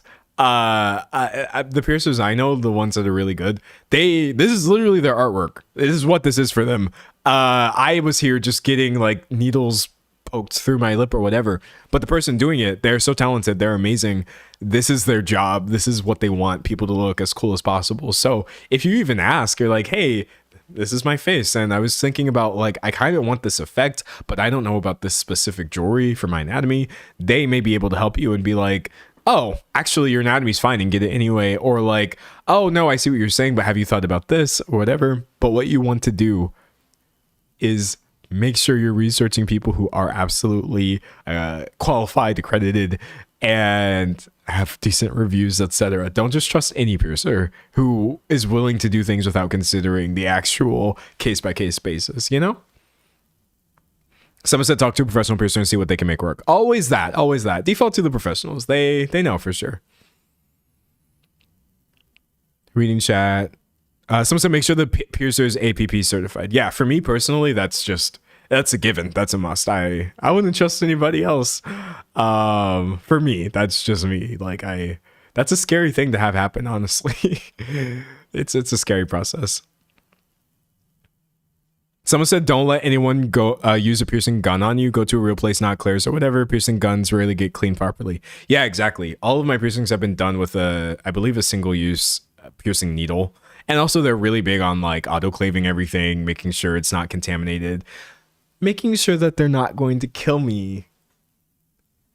Because that's the fun thing about piercings and tattoos and these other modifications. They're not really dangerous. But anything is dangerous if it's done in a dangerous way. You can't. Infections aren't good. And so getting people who care a lot about not infecting you, fantastic. And don't worry, that's so many people. I feel like most of the tattoo artists and piercers that I know would rather die than willingly, through negligence, give someone an infection. And I've never had an infected tattoo. Womp. I've had a time where I tripped and fell and I messed up my own tattoo, but it still didn't get infected because I cleaned it after. It sucked so bad. Someone said autoclave sounds like something from Star Wars. What is that? It does sound like something from Star Wars, and I don't know why. But an autoclave itself is essentially it's like this machine that you use to sterilize things is the word I want to use.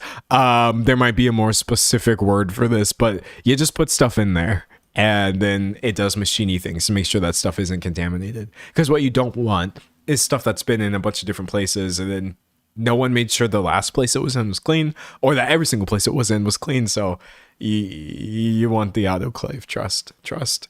Someone said make sure the shop is clean and everything is sterilized. For real, you should walk in and just get hit with a wave of cleanliness.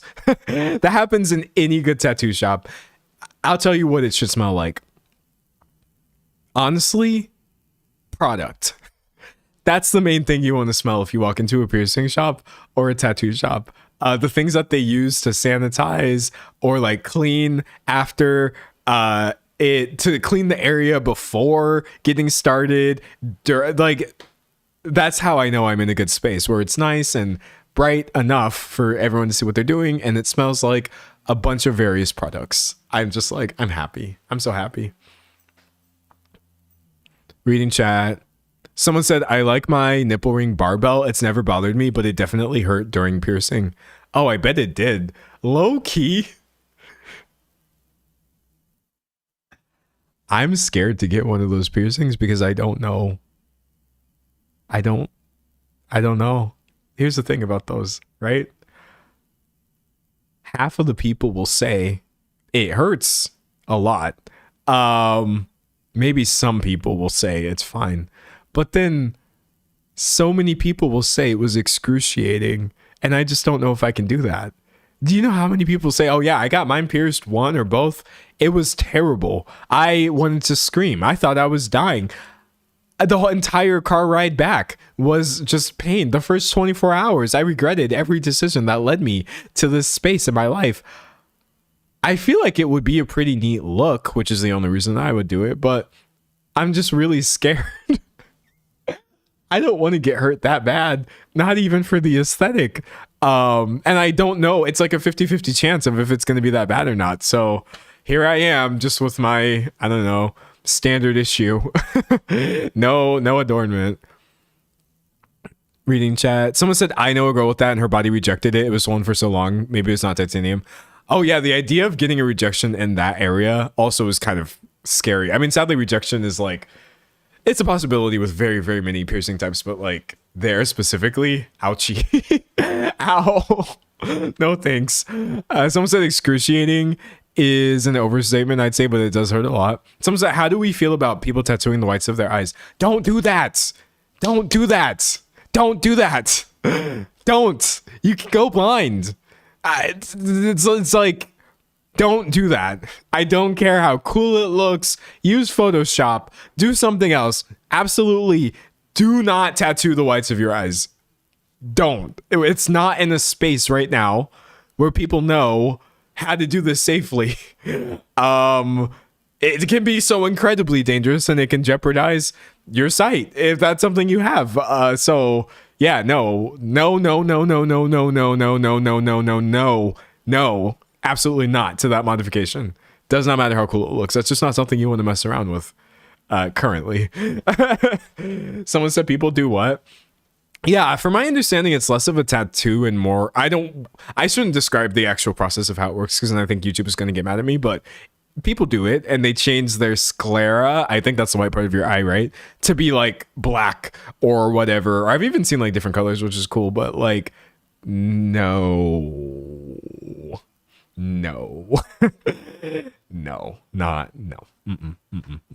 absolutely not. Reading chat. Someone said, if there's ever another lockdown, I'm getting every piercing and tat on the list. Okay, please no to another lockdown, but also I would do the same thing. If I wound up disappearing from the public eye, even though I would not have to do that during a lockdown, I would come back looking hella different. Even though I guess I already did that. I guess I did. Someone said, do not put anything in your eye. Yeah, no, like, you do on some level still got to think about this through baby terms. Yes, we are adults who can do the things that we want, but also, should you put thing in eye? No. Some things don't change from when you're a baby, honestly. Reading chat. Someone said all eye colors are beautiful. I love the depth and complexity in brown eyes. Oh, same. Man, I wish that there was more representation of brown eyes being considered beautiful, especially very dark eyes. Like, immediately starts talking about self. I got some midnight looking eyes. Sorry if that was a little too close for you. My eyes are very, very, very dark. And everyone in my family has incredibly dark brown eyes. I'm trying not to say it, but I'm going to say it. I find that to be very common, actually, among many black people. Lots of people have brown eyes, but there is a specific type of like hella super dark brown that I personally consider to be common amongst my people. And yet, when I do encounter like descriptions of beautiful eyes in media, it's in a lot of books. People love describing eyes in books. It's always because their eyes are like, I don't know, flecked with little bits of like honey or light or, you know, gold or this, that, the other. And I'm like, but what about if their eyes are just literally like reflective pools? What if their eyes, you just look in there and you're just like, whoa, them some dark melanated pupils right there. Irises, not pupils. Yeah, if you're a writer, please think of some sane but creative way of describing super dark eyes. It would make me happy. Someone say, hey, now I have gold flecks in my eyes. What I feel like is all the other forms of eyes, they done been appreciated. I appreciate me some gold flecks as well. It looks great. It's really cool. I like, as that one commenter earlier said, all eye colors are very beautiful, but like More love for them dark eyes, please.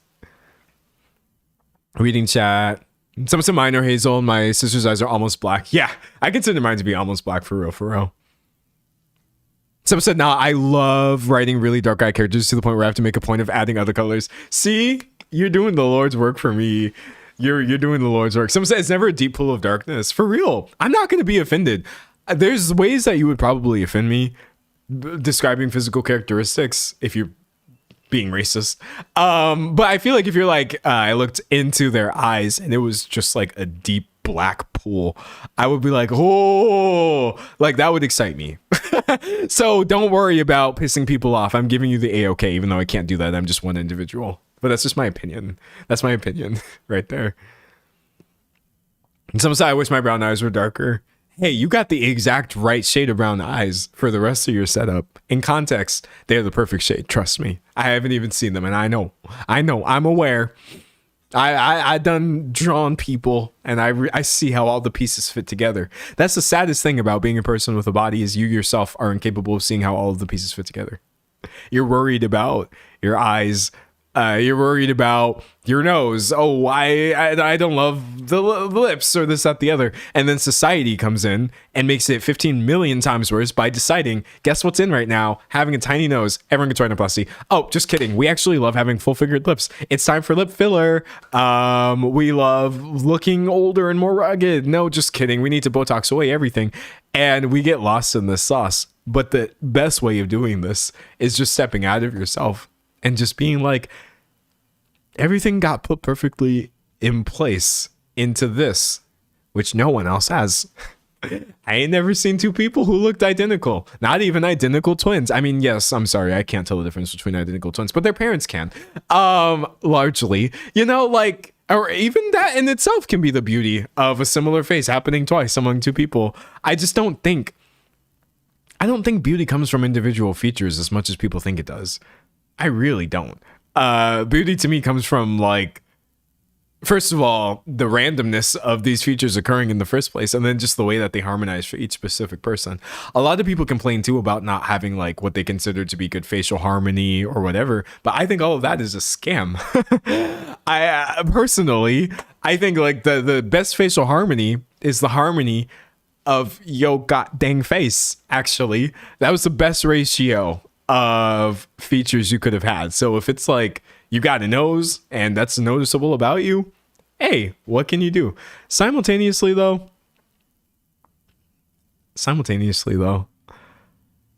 I don't love the way people always talk about people who elect to like change various parts of themselves to feel better, because I do feel like you're trying to blame society, but you wind up blaming the individual. I see that happen a lot, by the way. I've talked about this with like the Ozempic stuff, where Ozempic in and of itself is a neutral thing. That's a medicine. Medicine's good. But I'm talking about people using it who don't need it, and in Hollywood getting skinny. We all know this is happening.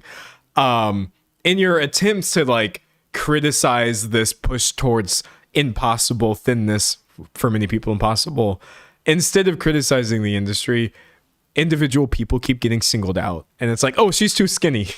Oh, she's too this, that, the other. And I'm like, uh-oh, this is not productive. I feel the same way when it comes to like surgery and cosmetic procedures and stuff like this, of like, I agree that societally, for our own benefit, we should really be pushing society towards being accepting, because self-acceptance in a society that's not accepting is not easy at all. But instead it kind of turns into like, oh, well, I would never do this, or I would never, you should just be happy with yourself. And I think the thing is, like, it can cause a lot of just anxiety and stress. It can cause a lot of just really negative feelings when you don't feel accepted based off of something that you feel like you can change. And so I try to have a lot of empathy for people who do go and change things. I shouldn't be saying this on a live stream, but I'm just going to say it. I know people who maybe had a problem with one thing. They went out and kind of adjusted it, and then they didn't have a problem anymore, and they were happy. I think I would prefer a world where that never happened because they never even thought of themselves in a bunch of different pieces that way. But I'm so happy they were able to get happier. That's a terrible take, by the way. That's an awful take. That almost sounds like I'm saying let's normalize plastic surgery, cosmetic surgery, and the correction of everything that bothers us instead of finding self-acceptance. No. All I'm saying is, like, sometimes I feel bad for people who actually have had procedures because they get talked about like they're everything wrong with society.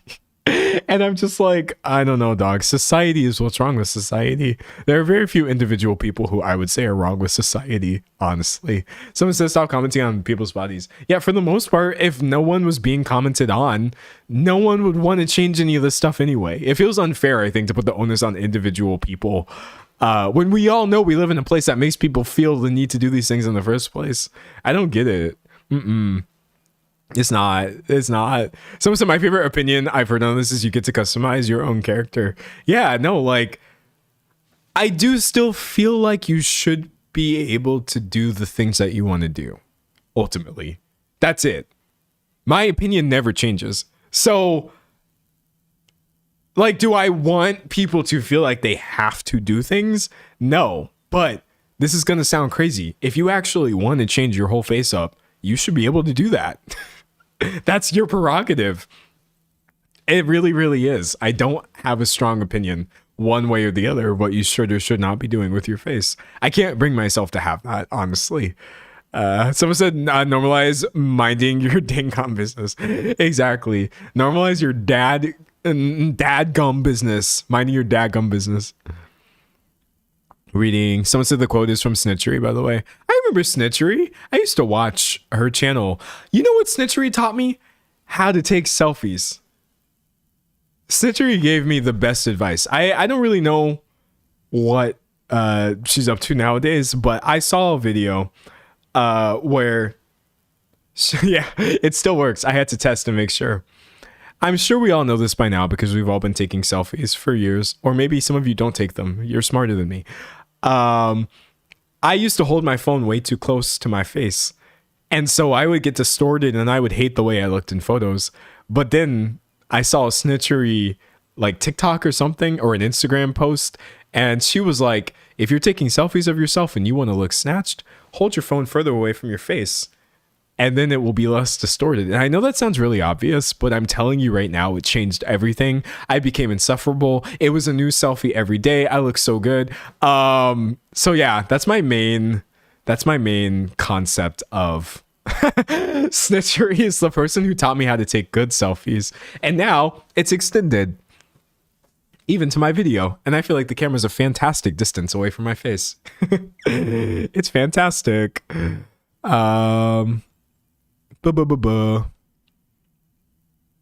Someone said, I got congratulations on weight loss and love telling people it was due to a medical crisis. Mind your business. Yeah, let's please mind our businesses when it comes to people's appearances. That's the best thing we can do for sure. It's also hard, and like me complaining about something that's not that difficult. Oh, it's already, I didn't realize it was so late. Okay, this is the last thing I'll say. Running a channel where it is so deeply entrenched in pop culture commentary, but so much of pop culture commentary being okay with commenting on people's bodies is really cringe. It's bad. It's really annoying when I'm making a video about someone and I'm like, people are talking about this, but then I'm also ignoring that like so many people are also talking about this person's body or their face or their appearance or something that doesn't matter and that we can't change. I just ignore all of that. I put on my blinders and I'm just like, we're gonna ignore the part where everyone's being really regressive and terrible about this person for some reason. But yeah, people, they're still so bad about it. They're still so bad about it, man. Someone said thoughts on veneers. I love messed up teeth. I don't even think they're messed up. I've told this joke before and I'll tell it again. These are my Oscar teeth. And these are my BAFTA teeth. Together, we're winning every award. Every award there is in picture. So it's been for me a horrible mix of like orthodontics and pain and a bunch of stuff, but I'm very happy with my teeth right now. Half American, half British looking teeth. Sorry, I know that joke is like dodgy, but I'm going to keep making it. I find it funny. I'll probably be making it once every season. So look forward to that in another 3 months.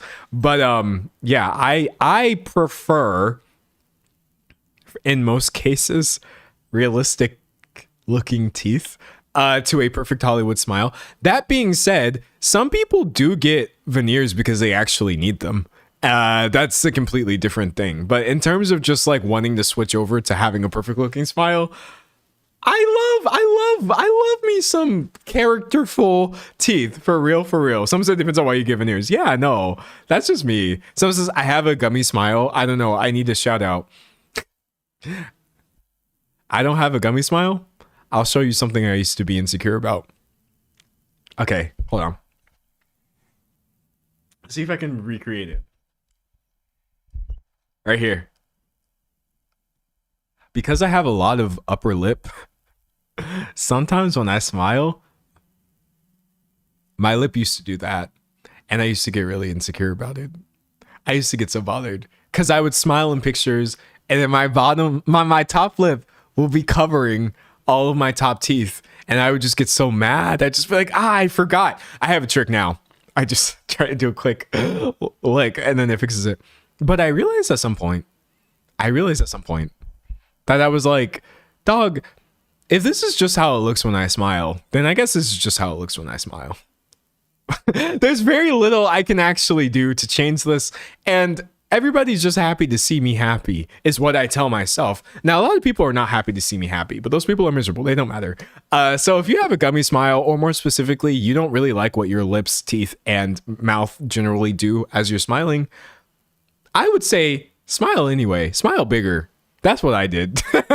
Smile even bigger. Screw it. Hey, show me what you got. If that's gums, 50% gums, 50% teeth, I'm just happy you're happy. Anyways, bye everybody. I'm leaving.